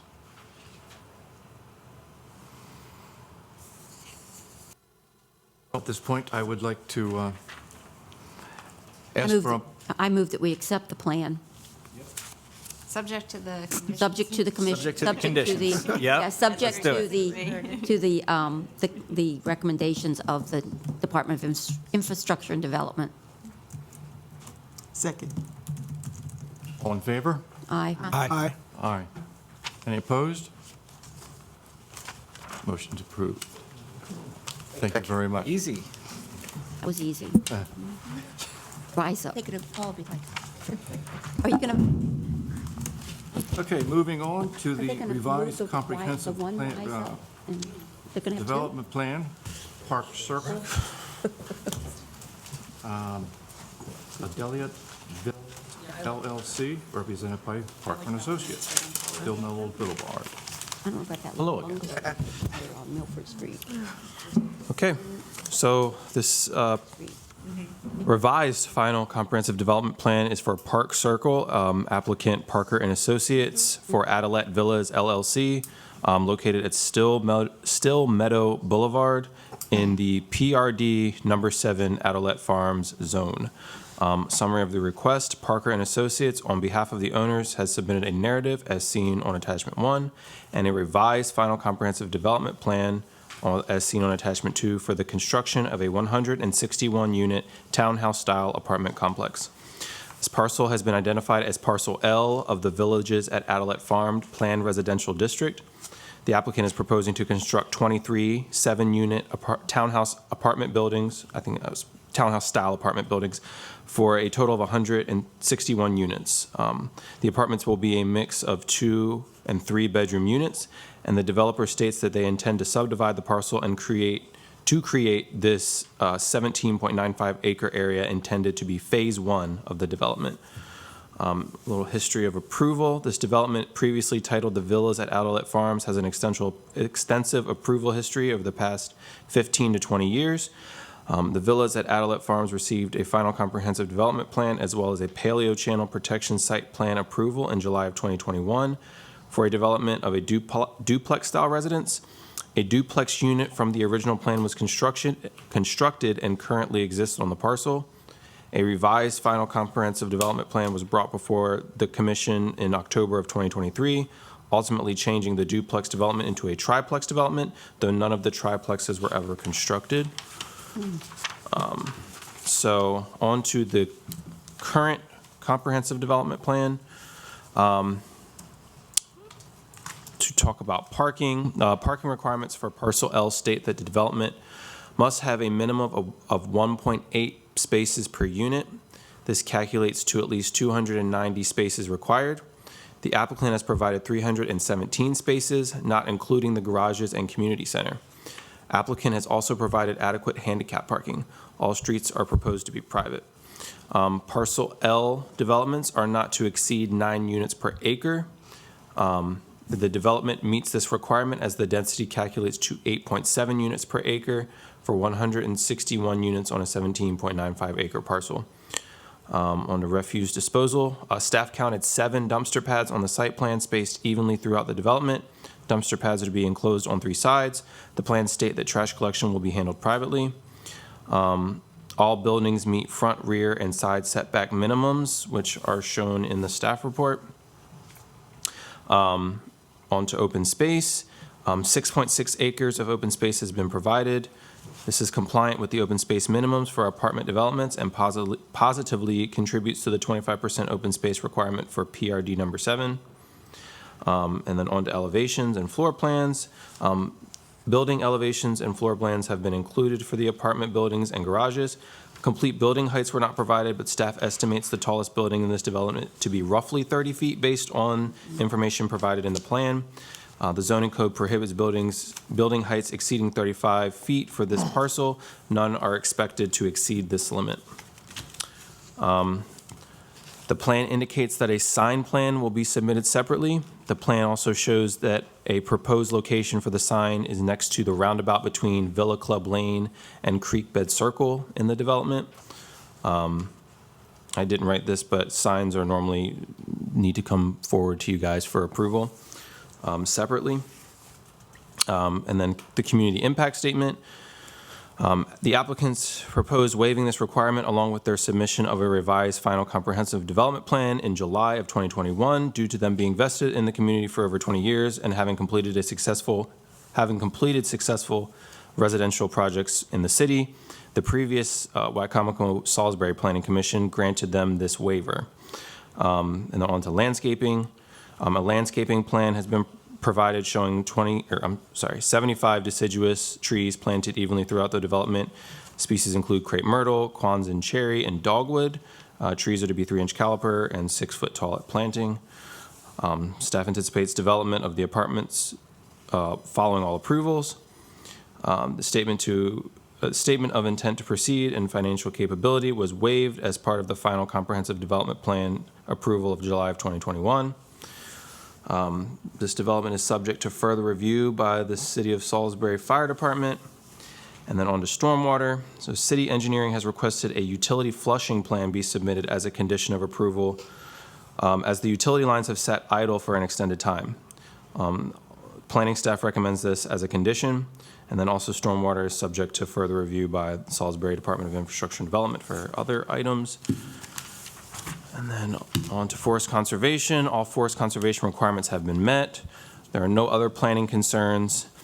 And staff recommends approval of the revised final comprehensive development plan for Park Circle as submitted with the following conditions: that they provide detailed signage plan for approval by the Planning Commission, that they provide that utility flushing plan, and that the site be developed in accordance with the final comprehensive development plan approval that meets all code requirements. Minor plan adjustments may be approved by the City of Salisbury Department of Infrastructure and Development, and that this approval is subject to further review and approval by Salisbury Department of Infrastructure and Development, Salisbury Fire, and other agencies as appropriate. Gentlemen, you wish to comment? Sure. Brock Parker again, Parker and Associates. With me is Mr. Stanley Markovsky. Mr. Markovsky is the developing entity of Park Circle. Stanley and I have had the pleasure of working together in the city of Salisbury for 25, 30 years now.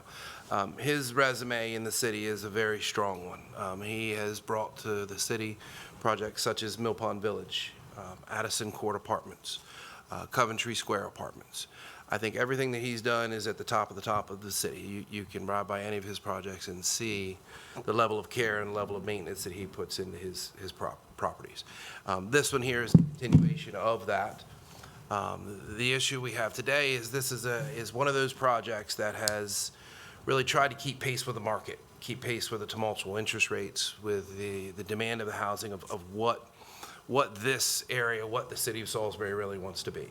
As the staff report says, this is our third and, I promise you, a final iteration of this project. Yes, our original approval was for a total of 300 duplex units. That's 150 total 2-unit, so 300 units are currently approved on the project. We then came back with a triplex unit and got that reapproved for a similar number of units. This approval here is for 160 of those units, redesigning the project to a 7-unit townhouse project.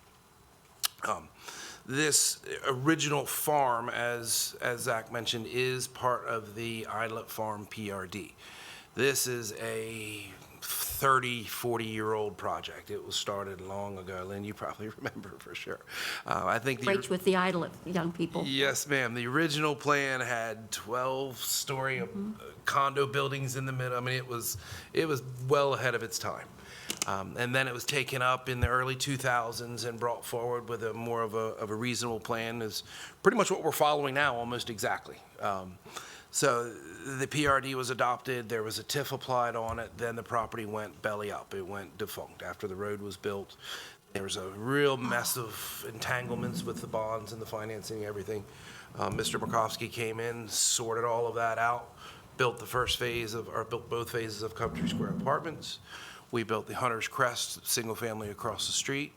We then got the duplex units approved, and we built it. We put in all the infrastructure. So everything you see on the first phase of this staff report is actually in the ground. All of the asphalt, all of the rough stormwater, all of the water, all of the sewer, all of the horizontal infrastructure is in fact constructed. It was at that point when things started to get a little tumultuous, and Mr. Markovsky thought it was best just to press the pause button, see what happens with, our country, our nation, our politics, our interest rates, all of that stuff. Now, I believe we've come forward, reinvented the project, and feel like this is the product that the city of Salisbury really needs in this location. The property is unique in so much that it does border Beagle Park Drive, which is one of our heavier travel arterials, and it is nestled within itself. It's got a creek in the north, creek in the south. Both of those creeks are bordered and protected with forest conservation easements. Everything in the project, except for the water, which cannot be, is privately owned and maintained. All of the roads, all of the sewer, the trash collection, the electric, the lights, all of that would not be a burden to the city of Salisbury in any way. That is paid for and maintained by the Maintenance Association that's in charge of maintaining the property. The overall layout of the project is your typical townhouse-style project. We lovingly refer to them as townhouse-style apartments, just simply because there's not a party wall underneath, or there's not a property line underneath the party wall. So there is a community building with a pool, significant open space being provided. And as I mentioned, we're seeking to revise a prior approval from the 300 and some triplexes to the 161 townhouses. Did I miss anything? That's pretty good. As far as the construction schedule goes, obviously this is our step along the way. We have submitted the concept stormwater management. Obviously, with the change in ground cover, we're changing the impervious, the location of some of the ponds and bioretentions you see on the plan. Those plans have been designed and submitted. So I think what we're looking at here is relatively certain what we're going to end up with at the end of the day. Once those plans have made their way through Public Works and approved, I think we're about, a year or so securing the financing, and then I think we're ready to get started. So I think we've waited 4 or 5 years now. We're ready to get on the horse and start galloping. Yeah. Well, it does seem like you have a very good reputation with the city. Let's appreciate that. With the flushing of the lines that have been idle, how long have they been idle? And what that, to describe what that is, basically, the lines come in, they all loop around, but they all loop to the back of the project where we currently have there's no flow of the water. So when we finished the existing infrastructure, we shut the valves off to that back section. Sure. Sure. My name is Stanley Markovsky, and I'm the developer. Happy to be in front of this new board. I've been, through many administrations over 25 years, so welcome and good luck to you guys. And looking forward to continue to work in the city.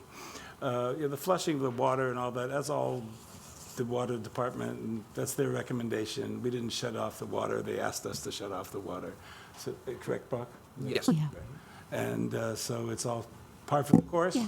And at the end of the day, the pressure has to work, the lines have to be right, they have to be chemically treated, they have to be potable, so we can all drink it and everything else. So it's business 101 in the city. So, and the city's doing the testing and all that type of stuff. Basically, they're just referring to, we just Yes. got to push all the water that's out there now, fill it back up, Right. test it, make sure it's sufficient. But And just to confirm, also what Brock mentioned, we still have the 300-unit zoning, but we're only going to build half of it now. We're going to build the first 161 units now. It's sensible marketing, new product. So we'll be back for the next portion in a year or two, and hopefully with the exact same product, or maybe a slight modification after we learn something from doing this one. Right. So the townhouses, the 3-bedroom units are all going to have master bedrooms on the ground floor. The other townhouse homes are going to have the classic bedrooms on the upstairs, the 2 bedrooms. I've got a question. So will the tenants have an opportunity to purchase the townhouse, or is this all for rent? This is a rental. Gotcha. Rental community. Gotcha. We've already been approved for HUD financing. Gotcha. So the reason that Brock alluded to the year, the HUD procedure takes quite some time. And we just lost 2 months with the shutdown, so they weren't taking applications and working and doing all that type of stuff. And so we've had a history of, COVID and shutdown, materials, but we're happy to be patient and keep delivering nice communities in the city. And I think we might get started at the end of this year. Good shot, financing-wise, yes. Any other comments? My question, if you've attended any of the city council meetings lately, there's always that question about affordability. What is the plan for any set-asides for any affordable components within your Financing that- development? The financing we're getting is a HUD financing, which gives us an opportunity to get good rates and their guidelines, but we don't have an affordability content to this particular. You don't have a set-aside of a certain percentage? There or is something? not. Okay. There is not. It's just such a beautiful community, and we have a tremendous investment in here, and it wasn't built as an affordable, but Salisbury itself is pretty affordable, because once we come into this market, we have restrictions right away to what the public can pay. Yeah. So, we can't come in and do something, especially when you're doing 300 or 400 units. I know. So we're providing a lifestyle with the gym and, walking paths and open spaces and pools, but You mentioned a TIF. That fell apart at some point? no, well, I renegotiated the TIF Okay. when I bought the property with staff at the time and council, and it was a very tenuous negotiation, but a year and a half before I could actually close it. And now the city is getting, the city, in about, I think, 7 years, the TIF is over. So then the bond is receiving all the money now, right, the city's portion. The county is getting their portion. And then the city, in 7 years, will be getting the advantage of all of the city's portion. So we're talking about $600,000 or $700,000, $800,000 of tax revenue will be coming to the city in that 7-year program. And this in no way falls under any of the Here is Home guidelines or any of the restrictions on any paying of taxes or anything, is that correct? Okay. It's not like the stuff we had in the city a few years back. It's a standalone project. Yes, Yeah. exactly. Thank you. Thank you very much. Appreciate it. Cindy? The only other thing that I would like to mention, as we as a new board move forward, there was a tendency of the old board, and this has nothing to do with you, sir, there was a tendency of the old board to not require the impact statements or the financial feasibility statements. You notice in here it said they were waived in 2021. As a new group of people, it would be my recommendation that perhaps not be an expectation going forward. We obviously can't change it with your project because it was already done by the Wycomico City Planning Commission. But just something for us to consider in the future, because those were waived a lot. Mr. Parker, and I know you were involved in a lot of those projects where those were waived. I will show you. I know better than to ask for a waiver, for sure. We'd be happy to give you any financials Yeah. now. I'm just looking at the historical future of the city board. Not only did we build these communities, but we still own these communities. Right. Right, so we're definitely happy to be in the community. And I understand your part about the financial stuff. I hate to have a property and somebody else is building something next to me and they can't finish it, and all of a sudden you have a property that's sitting a skeleton and all that type of stuff. So it's a very good point that you bring Thank you. up. This is just nitpicking, but I do know, I think the building heights weren't on the last plan that Mr. Parker, you brought to us. And I think we were just talking about having all of the, I think for us as a new board too, is having as much of the facts as we can. I mean, I know it's going to be in the final approval, but it's just something I noticed when Zach was presenting. It's just the building heights weren't on there. And then when we reviewed the daycare plan, the building heights weren't on there. I'm not saying that the building's going to be, you know. Yeah, I know. But I'm just pointing it out, just for clarity's sake. But Stipulate in your motion that the building. no, it's already on there. But In the future. yeah. See, you're getting admonished. Trust me, my next set. As soon as he said the building height wasn't on there, I wrote it on my paper. I was like, Yes, the sir. second time.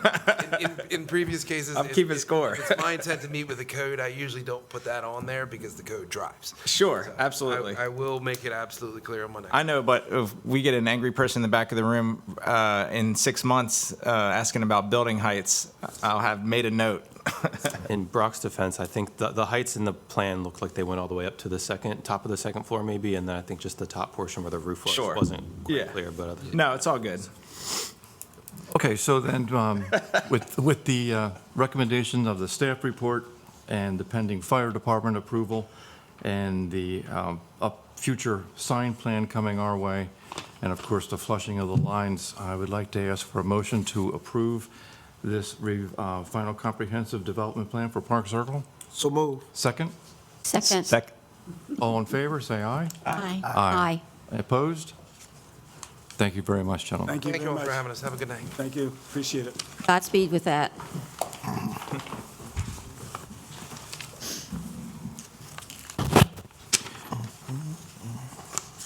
Okay.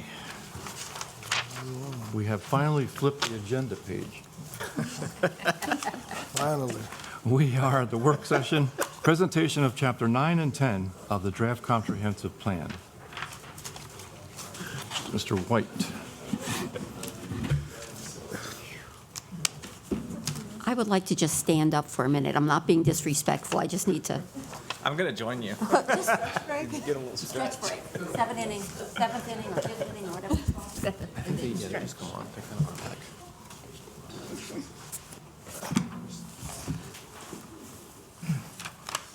All right, good evening, everyone. Hi, I'm Hi. Elizabeth Pollock. I'm with the Center for Watershed Protection, and please stretch, please feel free. You've been a couple hours sitting already. So I'm an engineer with the Center for Watershed Protection, and I'm here to talk about Chapter 9 of your comprehensive plan, the draft plan. So this is the water resources element, and Betsy will be kind enough to advance slides for me. So the overarching goals in this particular chapter, as set by Maryland Department of the Environment, are threefold. We're looking to make sure that there's adequate water supply to meet the current and future needs, that there's adequate wastewater facilities to meet current and future needs, and then looking at what impact development will have on water resources. Next slide. So in 2022, Maryland Department of the Environment set forth 3 other requirements that need to be addressed in this water resources chapter. So they ask that we address that receiving waters are protected, so where stormwater is running off, that those waters, like the Wycomico River, are protected. That the plans integrate climate change adaptation, and that they consider equity. So these will be themes throughout tonight while we're talking. So Chapter 9, water resources, we're going to talk about 3 main buckets. So drinking water, then wastewater, and stormwater. We're going to review the goals and the objectives, and then just key points from each of those sections. Because as you know, this is a very long chapter, and there's a lot of detail, so we'll hit some high-level key points. Okay, so first we'll start with drinking water. All right, so these are the overall goals of the City of Salisbury's drinking water system. First and foremost, to deliver safe, clean, and reliable drinking water. The second goal is to have unaccounted water use below 10%. So let me explain that, because that might sound a little odd. So unaccounted water from the city is water that's not metered. So you have metered water, and that's all your customers. And then you have water that's used for firefighting operations, like when there's a fire and the fire department's using water.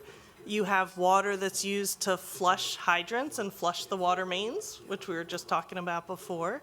And then operations of the water system and the pumping stations. So all of that is called accounted for water. There's unaccounted for water that's typically leaks and other things, and the goal is to keep that below 10%. And that's actually been a tough goal over the years. That's something that the city actually just started meeting a few years ago. So it's something that is a challenge, but achievable. So they wanted to make sure that this was one of their top goals, is to try to keep that unaccounted for water less than 10%. Because of course, if you're not accounting for it, that's water that's coming out of the ground that you're treating, and it's being wasted. So it's, again, that's an important goal. I wanted to explain that because unaccounted for water might not have meant anything. And then the last overarching goal is, again, just to protect the sustainability of the water sources. So we're going to talk a little bit tonight about the aquifers where the drinking water comes from, and it's of the utmost importance to make sure those are protected. So, next slide. Okay, so there's 4 objectives to help meet those goals. First, if you're not totally aware, Salisbury has 2 drinking water plants, so 2 water treatment plants. One is located in the city park.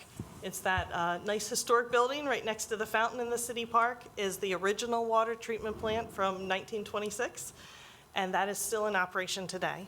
The other water treatment plant is located up on Scenic Drive across from the Naylor Mill Athletic Complex. That is called the Paleo Water Treatment Plant, and it produces about 75% of the water for Salisbury. So the park plant is about 25%. That network is intertwined. So you're, depending on where you live, you're not drinking water from just one plant or the other. All that water mixes together in the system. So just continually evaluating both of those plants to make sure that they are being maintained. Sorry. Go back. The second objective, it's been important for Salisbury, and there's been a number of studies. They did a water master plan a few years ago to maintain the park plant as one of the vital components. The main reason for that is that the Paleo plant and the park plant draw from different aquifers. So their water comes from wells, from underground aquifers, and they're drawing from 2 different aquifers. So it gives a little bit of redundancy and safety to be drawing from 2 different sources of aquifers. So it's been critical, but of course, that is a historic building. It's older. It's, there are challenges with it being an old historic building in a historic easement. So it's been a constant source of debate, but these objectives were set with input from the Department of Waterworks, and this is a key objective for them. The third one is protecting the Paleo Channel as the city's primary source of water. So that is the aquifer that the Paleo plant pulls from. As I said, that's about 75% of the water that the city uses, and that is a very abundant and generally extremely clean water source. So there are, in the zoning code, Paleo Channel overlay districts. So when certain types of development, like gas stations and other things, are going to get installed over this Paleo Channel, the area that recharges that aquifer, there are certain regulations in place to protect those. So that is one of the utmost objectives, is to make sure that we are always protecting that great source of water for Salisbury. And then the fourth goal is to continually be aligning water supply and capacity needs with the system, and that ties into the city's capital improvements plan, where they're looking at where do we need more water towers, where do we need to increase the pressure, and that type of thing. Okay, so next slide. So to just kind of summarize some of the very key points on the drinking water side that are in the comprehensive plan, one of the big changes that wasn't addressed in the last plan because it really was not a topic are the emerging contaminants called PFAS. They're known as the forever chemicals. There are requirements by the EPA now to treat your water to remove PFAS or these types of contaminants that frankly weren't even known about 20 years ago when the other comprehensive plan was in place. First, EPA set a deadline of 2029, and now it's looking like 2031. But the Waterworks Department is going through the process of upgrading the treatment at both plants and looking at what they can do to remove PFAS from the drinking water. So that is an element that is throughout the comprehensive plan that's new. Another item is lead service line identification and replacement. So lead pipes are no longer allowed in potable water systems since, I think, 1986, but they still exist. And so Salisbury helps test homes and, water at the source of where people are using it to see if there's traces of lead. There has been money through the federal government to help replace lead service lines, and Salisbury has received some grant funding, and they're in the process of doing that. So again, this was one of the key points that was new this time in the comprehensive plan, that this is a goal of theirs to continue with lead service line replacements. And then finally, implementing an automatic meter reading system. So what that is every customer has a water meter, and the city goes around and reads the water meters, and that's how they tell how much water you've used, and your bill comes from your meter reading. If they install automatic meter reading systems where that little meter that's in your front yard is transmitting to a tower and it's constantly pinging, so they're constantly getting a notification, it can sense if you've had water running for more than 24 hours, and it can send out a leak notice, and then the city will come and check it and say, hey, you might have had maybe a toilet's running, maybe your line is broken. So that type of system really helps that unaccounted for water stay low because it's identifying leaks, and it's just helping the whole system operate more efficiently. So that has been one of the key upgrades that the city is also working on. So those are the overarching drinking water goals. I'll touch on wastewater next. So there is one wastewater treatment plant. It's on Marine Road, and the wastewater plant discharges to the Wycomico River. So the City of Salisbury's wastewater plant has a National Pollutant Discharge Elimination System, or NPDES permit from the state of Maryland. And that permit tells you how much flow you are allowed to discharge and all the parameters of that flow. Sediment, nitrogen, phosphorus, anything that's in that wastewater. So their top goal is to make sure they're meeting all those requirements and that they're operating efficiently under that permit. The next goal is that liquid effluent I had mentioned goes to the river. There's also a solid component called sludge or biosolids. So again, one of their top goals is to make sure they're maintaining that train, the solids train from the wastewater plant, to make sure that that is being treated in a proper way and disposed of properly. Currently, the sludge goes to the landfill, which is permitted to do that. So, but again, that's something that they're always looking at just to make sure they're staying up with regulations. The next one, the third one, is preventing pollutants from getting into the sewer system. And this is a really important goal. Salisbury has what's called a pre-treatment program. So certain industries and commercial entities have to treat their wastewater discharge to a certain level before it's allowed into the sanitary sewer system. Probably my easiest example is there's a limit on fats, oils, and grease. So a restaurant, they have grease traps. They can't just put all their grease down into the sewer because it will clog the sewer mains and have negative impacts. So the pre-treatment process is one of the big goals. And then, of course, responding promptly to emergencies. Next slide. So their objectives to meet those goals is first to continually evaluate the treatment plant for efficiencies and capacity needs. The next one is to plan for sewer upgrades to support the growth. And then finally, to make sure that the wastewater treatment plant performance has effective pretreatment. So I'll talk about this in just a second on how we're meeting it with the key points. So next slide. Okay, so this top point, the local limit study, has to do with pretreatment. So a local limit study is actual testing and sampling of the wastewater flow throughout the city of Salisbury to see what parameters are in it. The city already tests different industrial users and monitors that. Excuse me. And now this will look at a more system-wide what is in the wastewater. This hasn't been done in about 20 years, and this study is what then influences the pretreatment standards. So the city's actually just started this. It's underway. Testing is about to start to begin. But this is a long process. You'll hear about this for a fair amount because once all the testing gets done, they start to set the limits and evaluate all those limits in their pretreatment standard. What else do they need? And for example, I mentioned PFAS on the water side. That may be a contaminant that they put a limit on. There isn't one now. That could be something that on the pretreatment side they decide to limit in the future. So that is one of their key points to implement their goals. The second one is to have a sewer model. So to have, on the water side, they had a water model. So essentially, if a new development comes in, you can model that and see how are your pipes going to respond? Do we need more pressure here or a water tower? It's the same thing on the sewer side.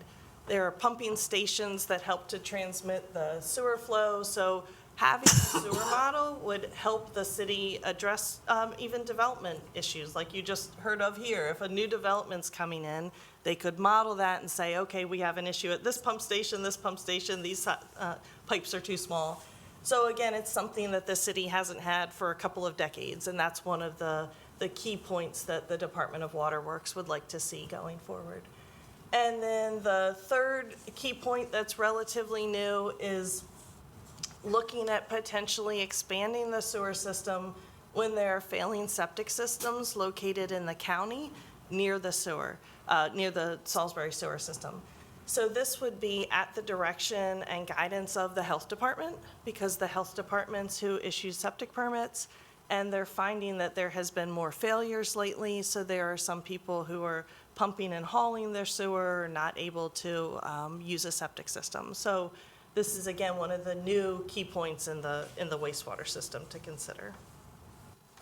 Okay. All right, so now I'll move to stormwater. So the overall goals are to improve water quality in the Wicomico River, to effectively manage stormwater, and then address nuisance flooding.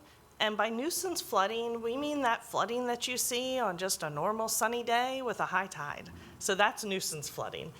You see flooding from big rain events, and that's stormwater management. Nuisance flooding is just kind of a normal day, and tide's got a little higher than normal, or maybe it's a full moon.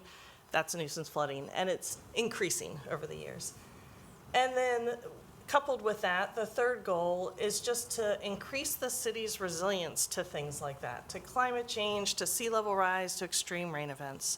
The way rainfall is occurring has changed over the years. We see more storms that are very high intensity.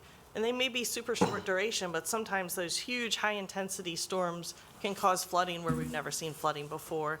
And a very fast high intensity storm may wash out a road or a culvert or flood a business. So, doing what is possible to increase the ability to be resilient from events like that is one of the goals. Okay, next slide. So the objective to meet those goals is to first encourage and enhance stormwater management to reduce that erosion and the sediment runoff that occurs during storms. So of course, Salisbury has a stormwater management ordinance. It meets the state of Maryland's regulations. The state of Maryland is looking at putting out new stormwater regulations. Salisbury will be required by the state to adopt those. There are certain situations where Salisbury requires a higher level of stormwater management in areas where there are concerns with water quality or smaller pipe sizes. So there is that ability to encourage enhanced stormwater. The next goal or objective is to integrate green infrastructure. And by green infrastructure, we mean things like I think you heard one of the developers today talk about bioretention areas or rain gardens. So areas that have filtration capacity and native plants. So encouraging that type of thing, nature-based solutions. So more trees, meadows, lawn areas, less impervious, less hard surfaces. And trying to incorporate that into land use and planning. And then the third objective is, again, to have strategies that help to mitigate flood risks. We talked about Canal Woods tonight, and that is certainly has had a strong history of flood risks. So your questions tonight go along the line of mitigating flood risks. So that type of thing, having those conversations is one of the objectives. Okay, so the key points from stormwater. The city operates it's called an MS4 permit. That's a municipal separate storm sewer system permit. And that is a permit to have a storm drain system. So meeting and exceeding those requirements of that permit, it includes many things such as, you talked about HOA stormwater ponds earlier. One of the requirements of the permit is to inspect those ponds on a regular basis. They need to inspect all the outfalls from the storm drain system that goes into the river on dry weather days. Because if you see water coming out on a dry day where there hasn't been rain, that's indicative of a problem. There's something else going on. So there is a long list of requirements in the MS4 permit, also including treating untreated impervious area in the city, so improving the water quality. So that's one of the key points. Then addressing nuisance flooding and tidal influence and inundation. And the city's been doing things like tide gates, adding in tide gates to try to reduce that nuisance flooding. So continually to look at other things they can do to do that. And then finally, encouraging more of those green infrastructure practices, increasing the tree canopy, increasing green space around the city, adding in more living shorelines, native plantings, things like that that actually help to, native plants and trees absorb stormwater and they slow the runoff. So they help to mitigate flood risk. So that's another one of the key points. That's your last slide. Now I'll turn it over. Let me find Zach. Thanks, Amanda. So for Chapter 10, my slides aren't as in-depth. We're just going to use the same format that we used for the last meeting for mine, but I'm going to wait for Betsy to pull them up. Oh, no.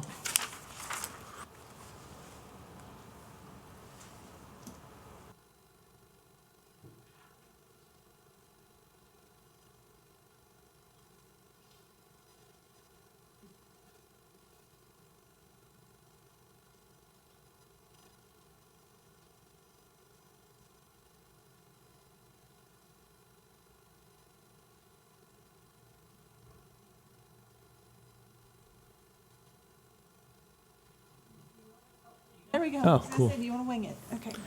All right, so for Chapter 10, the chapter is titled Environmental Resources and Sustainability.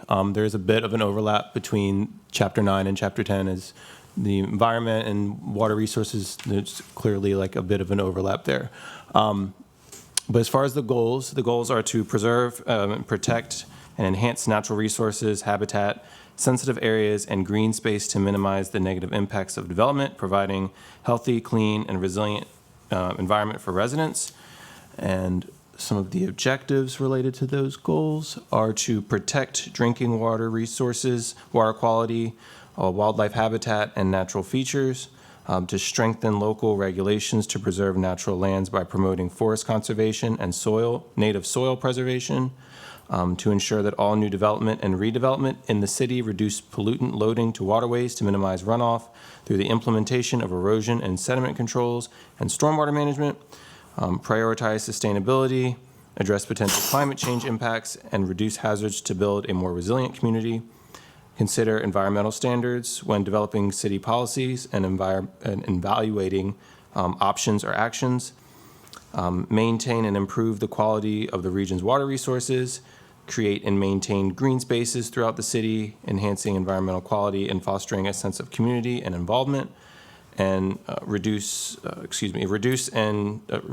impacts of natural disasters through smart planning, resilient infrastructure, and adaptive land use, and encourage revitalization of the riverfront, which achieves an appropriate balance between commercial development, environmental protection, and the creation of public open space. So some of the key points related to this are that Salisbury aims to protect sensitive natural areas while guiding development in a way that supports long-term environmental health and community resilience. There are policies in place safeguarding drinking water, streams, wetlands, floodplains, and the Chesapeake Bay through buffers, stormwater management, and land use controls. And the city makes efforts to reduce flood risks and climate impacts through smart planning, green infrastructure, and updated ordinances. And then the next slide. And then the city also has achieved Sustainable Maryland status, Sustainable Maryland Silver status, and commits to a variety of actions to maintain said certification. The Sustainability Advisory Committee plays a key role in advancing the city's sustainability goals by advising city staff on eco-friendly policies and supporting efforts to maintain Sustainable Maryland certification.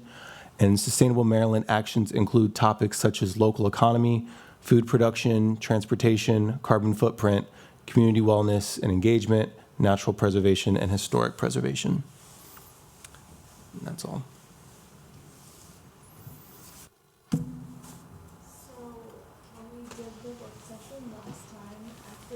There were presentations, thank you. We allowed the public to comment if they wanted to on these chapters. And then you would also be able to, as a commission, ask questions. So at this point, you're going to open up chapters 9 and 10 to the open to the public comment? You will. Yeah, you would do it. I'm just saying. But I would suggest keeping with the same format, so yeah. Okay.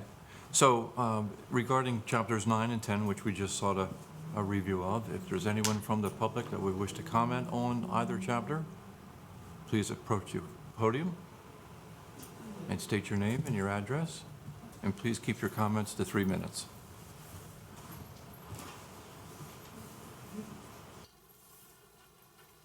Hi, Jessica Cook, Salisbury resident. I'm kind of confused as to if this is just city or if this is county plans included. Because I know my drinking water is not drinkable. And we pay a water bill. I am in the sewer project that you have going on, and we're being charged for that infrastructure. And I see a lot of absorbent plans, planting trees. I'm wondering how much of Salisbury is footing that bill versus the residents footing that bill. Are we paying for trees to be planted in addition to the sewer project? Is that cost being put on the residents? That's my questions. Thank you. Is there anybody else wishes to comment on either chapter 9 or 10?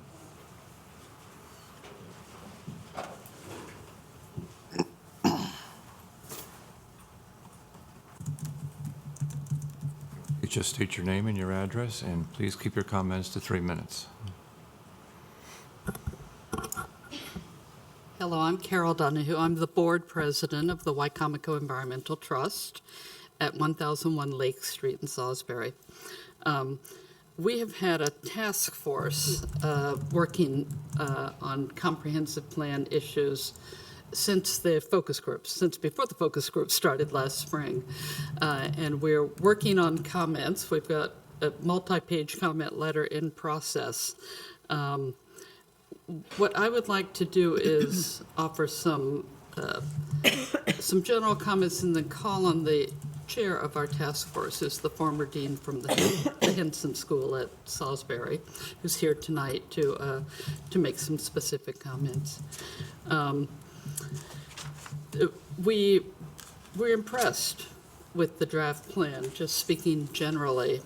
Obviously, it provides a lot of valuable context, identifies many appropriate goals, objectives, makes welcome recommendations, and our comments are intended to supplement the draft plan and help build a consensus on a vision.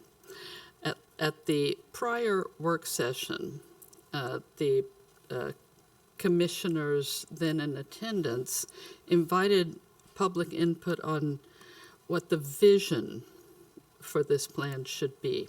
And so, and this relates in part to chapters 9 and 10, of course, since we're an environmental organization. The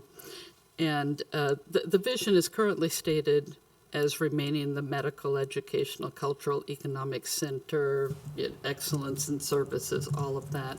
And of course, that's all important. But we would suggest a somewhat more ambitious goal be stated in the vision plan, and the vision of the plan, that we will meet the future by making Salisbury a healthier, more livable community with a vibrant downtown core and thriving neighborhoods by ensuring adequate access to affordable housing, green spaces, public transportation and other services, protection of our water and other natural resources, and other measures to strengthen both our environmental and economic resilience. We don't think this is a choice between the environment and the economy. If this is done right, then both can benefit. And Dr. Folkoff will speak on that. We will provide more detailed comments in writing. One quick point about process. We'd like to do what we can to encourage this not to just be another stack of papers. And there is a lot in this plan, a long list of potential implementation options that are very good.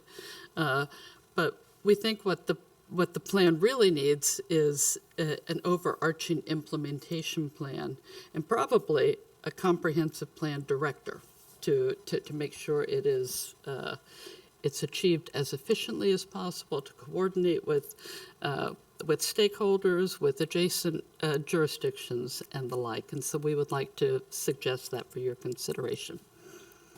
Okay, thank you very much. We look forward to that writing that you're going to be sending our way. Thank you. Anybody else? Please approach your podium, state your name and address, and please keep your comments to 3 minutes.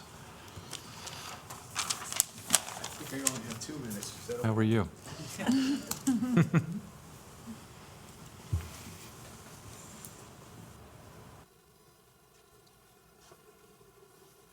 I'm Mike Folkoff. I am with WET, White Comical Environmental Trust. I am the former dean, but really I'm the former geographer. I still am a geographer by training, but I was with the Geography Geoscience Department. I was chair of all this other stuff.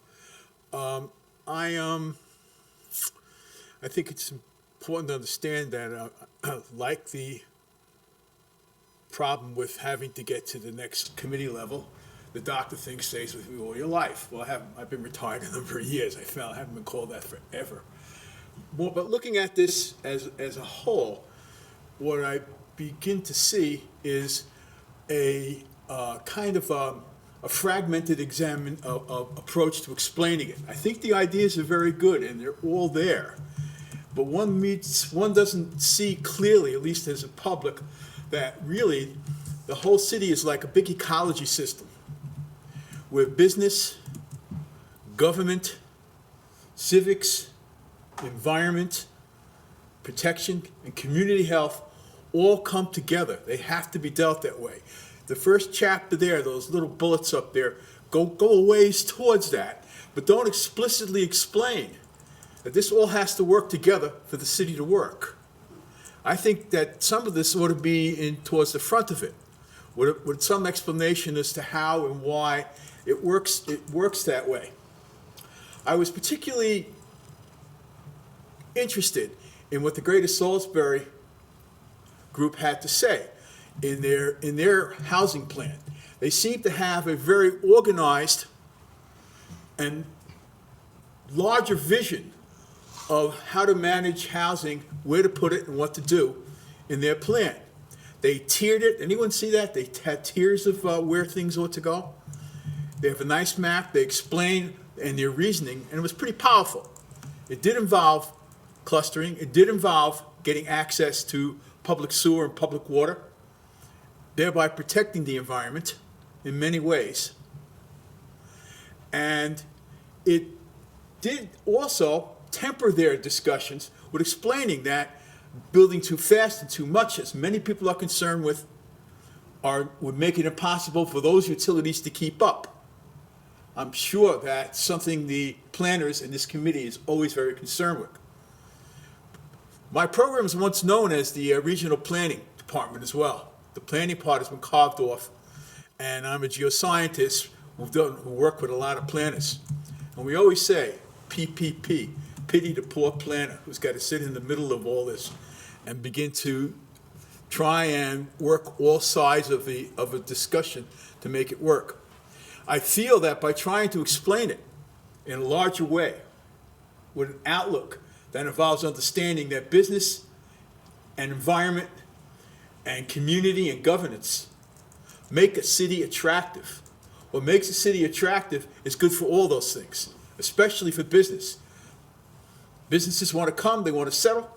To make them do that, you need to provide these other services and places in order to make this all work. And that sometimes seems to get missed in some of this, not because you don't know, it's because it's an immense project. But maybe explicitly stating it somewhere closer to the front might help bring that home and help everybody out and try and understand what this is. The other thing I learned over a great deal of time, I didn't tell Carol I was going to say this. Sir, if you could surmise pretty quickly. Yes, that's where I'm headed. The other thing I want to explain very, very quickly is that I've been on planning zoning committees in a previous life and done this. Typically, the problem is not the planners or the planning commission. They know what they're doing. They're pretty good. They're very expert at reading the rules and determining what they say. The problem is the public and maybe even the commission wants something else. If you want something else and you want to change, you have to change the regulations. It's the regulations that people follow and wind up being the problem, not necessarily the people doing it. Thank you very much. Thank you, sir.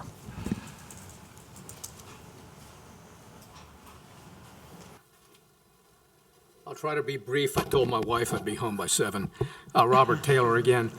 Just a couple of things, comments on things that have already been said. The city is replacing the lines that go from the well in the city park down to the treatment plant across from the junior high school. And that's being done now. If you want to see the staging area, drive North Park Drive. The old Little League field happens to be right across from my house. I look at it every day. They've got all their pipes and everything there. It's going to be quite a project. The lady, first speaker that asked the question about who's paying for the sewer plan, I think you might be talking about the 3 projects that the county's doing that's going to tie into the city. That's all being funded by primarily state grant. I think you have some info on that too. That's even going to include, I think, the connection fee to the homes. So you probably won't have to pay anything out of pocket to get the infrastructure in. Now, you will have to pay the sewer and water charge. Yeah, that's the charge for sewer and water service. That's just what I pay. I mean, everybody in the city pays that has city service. So, you're not going to be treated any different than anybody else in that regard. Just to point that out. The other thing I think that's worth mentioning is Salisbury has a tremendous flooding problem. I've lived here for 54 years, just where I said, across from the city park. I think the first 8 or 10 years, it never flooded in that Little League area there. It was a surprise when it first happened. Now it happens every 3, 4, 5 years, every time we have a hurricane sometimes or a big storm. And downtown, the problem is you have the 2 prongs of the river coming together. And over the years, you can go back and look at the 100-year maps. They've been filled in and bulkheaded. So now you have a much narrower channel than you did before, and you get tremendous flooding downtown. And the former commission, in their brilliance, approved the Salisbury Town Center apartments, much of which is going to be in the 100-year floodplain. Now, Brock, who was here, said, oh, well, we'll just fill it up above the 6-foot mark. When you do that, it diverts what's in that flooded area into other areas. So it makes the flooding deeper everywhere else. And that, I think, needs to be addressed. We have a real problem, and it's not going to get any better no matter how much we try to control stormwater, because we're going to have tidal rise. Okay, thank you, That Mr. sea level rise. And we also have depression on the East Coast. It's sinking. So when you put all those things together, the flooding is going to get much worse over the next 30, 40, 50 years, no question. Thank you. Is there anybody else from the public? Please state your name and your address in 3 minutes, please. Okay, I'm going to be really quick. I'm Brooke Orr. I live over at the Ocean Isle Apartments. I'm an employee at the Lower Shore Land Trust and also on the Green Team Salisbury Committee. I'm here to represent some other members who weren't able to be here and just their comments. They were wanting to comment on the importance of invasive control, recycling awareness, including sending pamphlets if that's not already being done, and finally PFAS in the water, but regarding to fish consumption and not necessarily drinking water. Thank you for your time. Thank you. Is there anyone else? At this, what's that? I think everyone in the room spoke. At this point, we'll close that portion of the public comment. And I wasn't here for the other chapters, so what is the format when? Now get the commission members, if you have questions, they're here Okay. to answer them. Do we have any commission questions on chapters 9 and 10? Do you want to go? Yeah. Environmental resources and sustainability. Does this also address, probably in another word or two, the littering problem? The problem we have with litter? Not specifically, no. Right, yeah. I see carbon footprint, but, so, okay. I mean, there's, so like part of like what the green team does in their, when they pick up trash Yeah. is kind of related to that, but there's no like specific city, Goal or goal or objective. anything like that, yeah. Just asking. And I was, when I was flipping through chapter 9, I just had a question I made a note on. When does our MS4 permit expire? So the current permit that, we're a Phase 2 MS4, it expired in 2023, and the state administratively extended it. So everyone, and this is Phase 2s across the entire state of Maryland, it's the same permit. So we're still operating under that permit that expired in 2023. They're 5-year permits. Yeah. So it was issued in 2018. The state has recently issued a draft, and they just held a series of workshops on the new draft permit. They said in that workshop that they are soliciting feedback, and they expect to have it be absolutely finalized by next spring. So we're anticipating the next one will come out in 2027. It has many of the same goals as the existing permit and a lot of the same implementation strategies. It does go a little bit further on the impervious area reduction, and it starts to address salt management strategies. So you're not required to necessarily have a salt management plan, but that is a new element that Phase 2s are going to need to look at and address how they use salt in the wintertime. So a few new things. But yeah, so it is an expired permit that is still, we're still operating under that, and a new one should be out next year.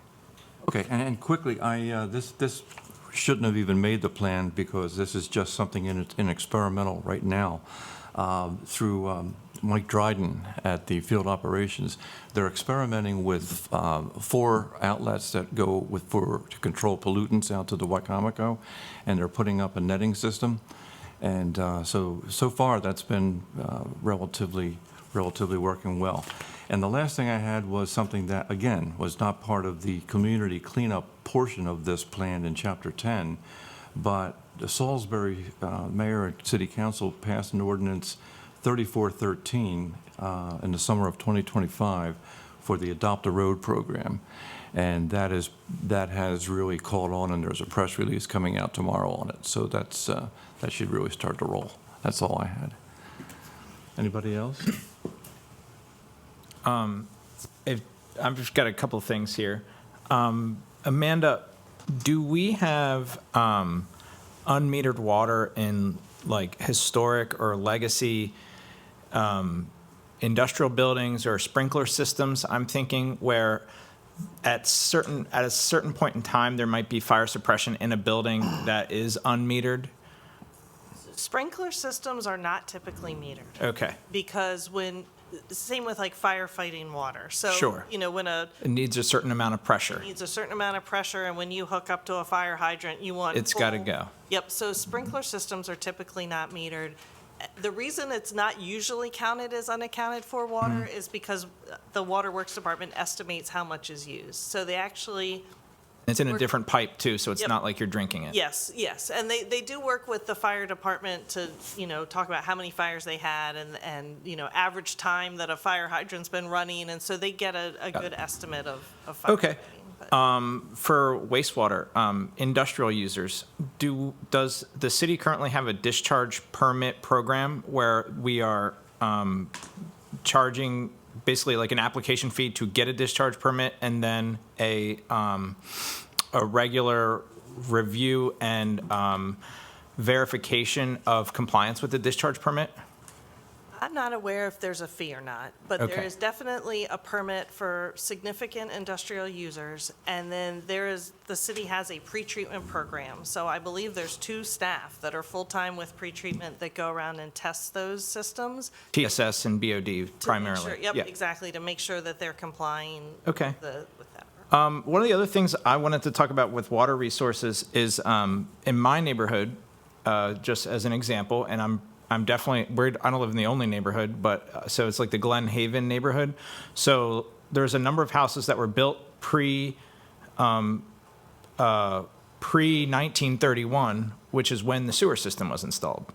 So my question is, there are definitely probably, I don't know how many homes, a number of homes that actually have septic that are in the city because they were built pre-installation of sewer.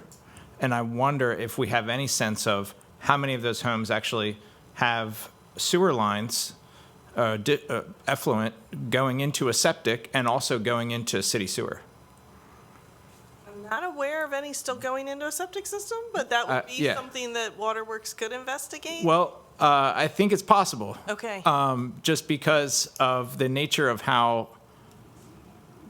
expensive it is to connect to a sewer, and then it kind of, it's not a problem until it's a problem, I'm pretty sure that when they put the lines in, they require everybody to hook up. Yeah. Oh, yeah, I can say, Involved in that there- in other places. are there, like, I can tell you, like, in my house, the water leaves in 2 different places. One of them is definitely connected to the sewer. The other one, up until I stopped using the drain in certain areas of my house, the side of my house was always damp in the yard. And so, They may not have shut it off properly. Right, yeah. Right. Yeah. Septic system in my backyard. You have one too, That was yeah. put in, when they. Before the sewer was, yeah. And you shifted over. Yeah, But now I'm totally in the sewer. sure, They made it shift over. sure, yeah. yeah, usually it's a requirement of the funding agency that everybody has to hook up. Yep. But I do encourage you to call Waterworks because they can do a dye test Sure. and put dye in your water and see where it comes out. And Yeah. if it's not coming out to the manhole in the street, then Yeah, it's a problem. there should not be old septic systems. So, going with that, the lead service lines. I've completed the paperwork to have the city identify lead service lines, and they basically just sent me an email that said, we can't identify what the material is of your service line. And it had a photo, it was like, this is definitely, so I'm wondering how we can make that more of an active program on the part of the city instead of it being sort of a passive program where we require homeowners to do the legwork. Yeah. And what I'm thinking is we have, thanks to Nick, I found all the utility viewers, and you can see all the drawings and stuff like that. So, if I feel like we kind of know where the lead service lines are.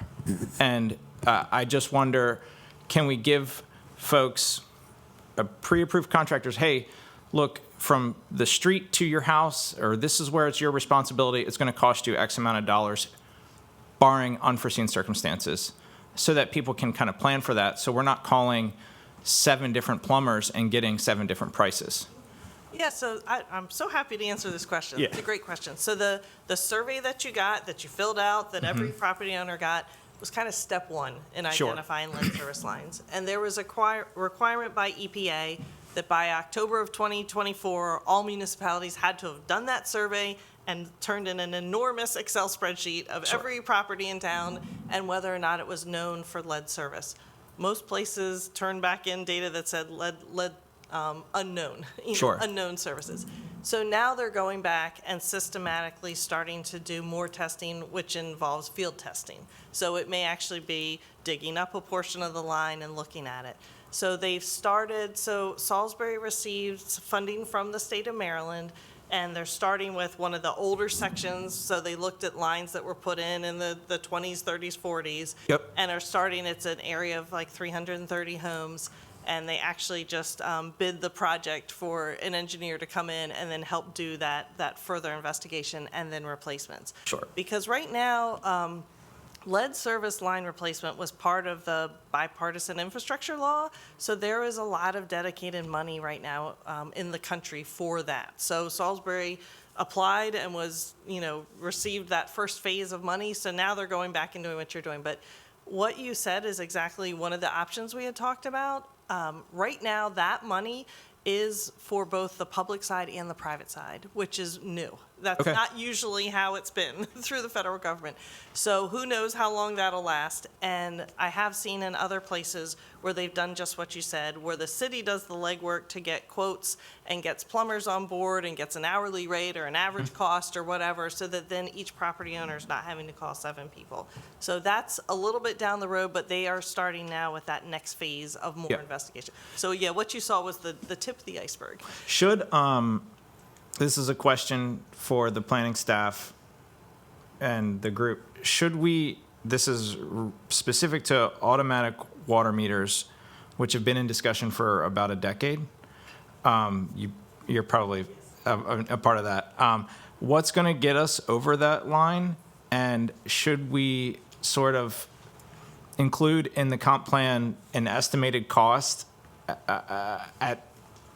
in 5 years? If we do it in 5 years, it's going to cost $20 million. If we do it in 10 years, it's probably going to cost us $30 million. Like, is there a way for us to set a target, like new construction, that where we're adding new projects to the system? Should we have them equipped with automatic water meters instead of having to install water service lines and then having to go back and add a second meter to that?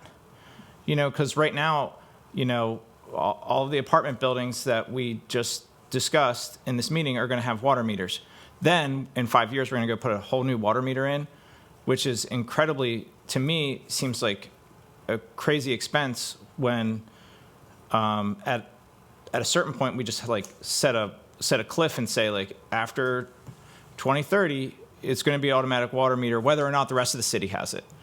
And then work backwards from there and say, okay, now we can start implementing that in other places. So the meters that are going in now are AMR ready. Okay. So there's a sensor on the top. If you see like the meter lids now, they have that little bit of a dome. So now Salisbury can drive around and read from their car. Okay. Yeah. There's that sensing equipment where they used to have to go out and And physically wave open it or yeah. wave the wand. Yeah. So it can do that remote reading. What they don't have is the tower reading. That Okay. that Gotcha. 24-hour, Sensing. because that's so. And honestly, it's a capital improvements plan and a funding issue. Sure, getting it has the money been. to put that, the Yeah. system on the towers is kind of that last step. But at least, so new meters that go in are AMR ready, and they have that ability for them to do drive-by readings, just not to towers. Gotcha. They're making progress. Cool. And then stormwater resiliency goals, we say improve water quality in Wycomico River. Do we have targets for that? Like, this is where we are now, this is where we want to be. That's a great question, too. And I know that City of Salisbury is not the only one responsible for that, because there's a lot of variable there, but do we have specific targets, like we scoop out 1,000 pounds of trash a year from the areas in and around the downtown, the urban core, we're trying to get it down to 100 pounds or something, you know? That netting system. Sure.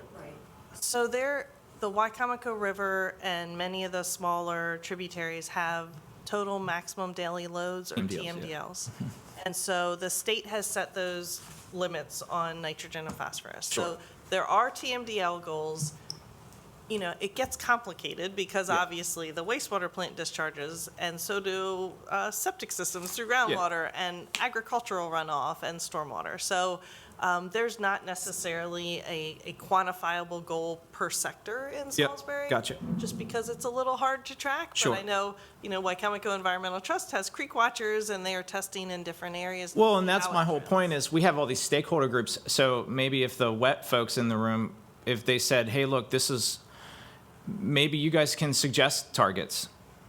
And I don't know if there's parameters that you have, if you have data that has trends that you can see. I mean, that would be kind of, you mentioned a comprehensive plan director. That's, I mean, if we don't have anything specific, if we don't know what we're measuring, why are we measuring it? So we do know what we're measuring, but we don't have any targets in place. So we could decrease water pollution by 1% and pat ourselves on the back, or we could do it by 10%. And I'll just move on. Sustainability.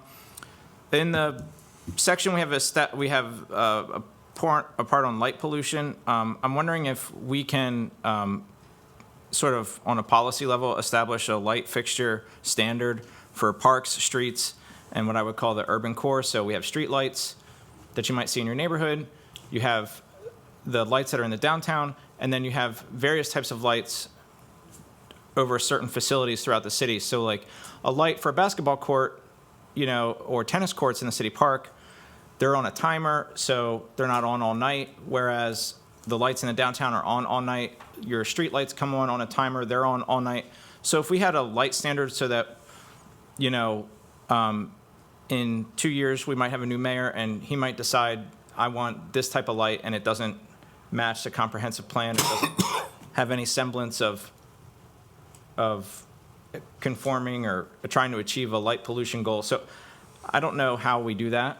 You guys know better than me in terms of how you can put those policies into practice. But I think if we want to try to work on light pollution, I mean, kind of like trying to set some sort of guideline for that and putting it in policy, like in a construction, like a construction document or some type of policy. Because I see a lot of these goals, we have a lot of like encourage, promote, but I think a lot of that has to be backed up with like specific policy measures that sort of put some guardrails on that. So I would say in this, we should consider a prohibition, in just almost calling it out, a prohibition on the planting of invasive landscape plants, particularly English ivy. I cut down just tremendous amounts of English ivy, and it's all coming from my neighbor's house. So others might have it already, and they might manage it pretty well, but not everyone manages it. And if you already have it, you have it. But if you don't have it, you don't want it. Yeah. I was hoping that the sustainability piece would have a section on equity and environmental justice.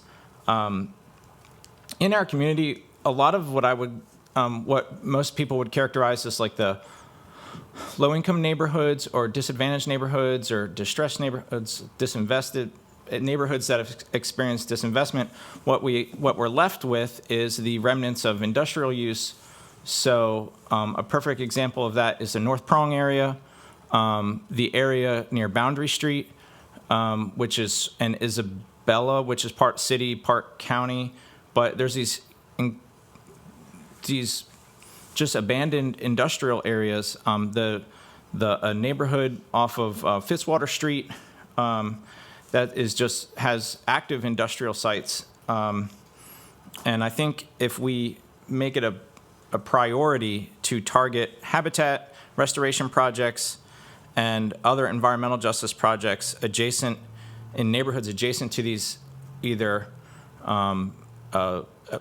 at one-time industrial sites or abandoned industrial sites and then active industrial sites, just to try to mitigate the active pollution of the air and look at promoting air quality for those residents. And part of that goes with tree planting, which I know the city's done a lot of work towards. But I think if we call that out as a specific objective in sustainability, it just puts that on the spotlight. And then this is sort of I'm trying to channel Matt Drew here. This is just one. I think one item that we can do to promote sustainability is having sort of a LEED certified or passive house certified property tax bonus. So if you're building a new home or accessory dwelling unit and you build it to a passive house standard, or if you're building a commercial building that's LEED certified, we could offer you a property tax bonus because you're selecting materials and you're building to a certain air tightness and energy efficiency standard that will reduce overall impact on the community. So just a thought. Okay. Well, thank you both very much.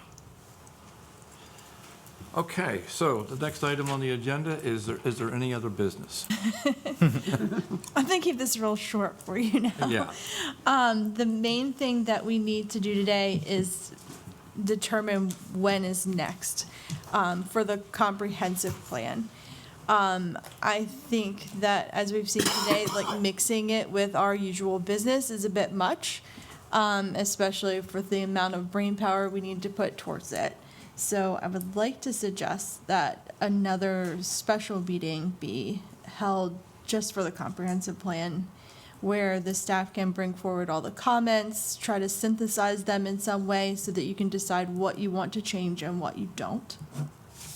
So I have a few dates. This room is available for you for your consideration. And if that's okay, I can share them with you and let me know if any of them work. If not, then I'll have to get back to you. We'll do a poll later. The first one's March 24th, but I think that is too soon now to get all of the comments in and synthesize them and advertise for a special meeting. The next available dates are March 11th, March 18th, March 24th, and March 31st. So the first one you meant February 24th. Yeah, the first one I meant February 24th, but I think that's too soon. So if we start in March, the available dates are the 11th, 18th, 24th, and 31st. So do any of those work for the majority of you? Would say 11 or 13 in March is good for me. The 13th isn't available, but the 11th. The 11th, okay.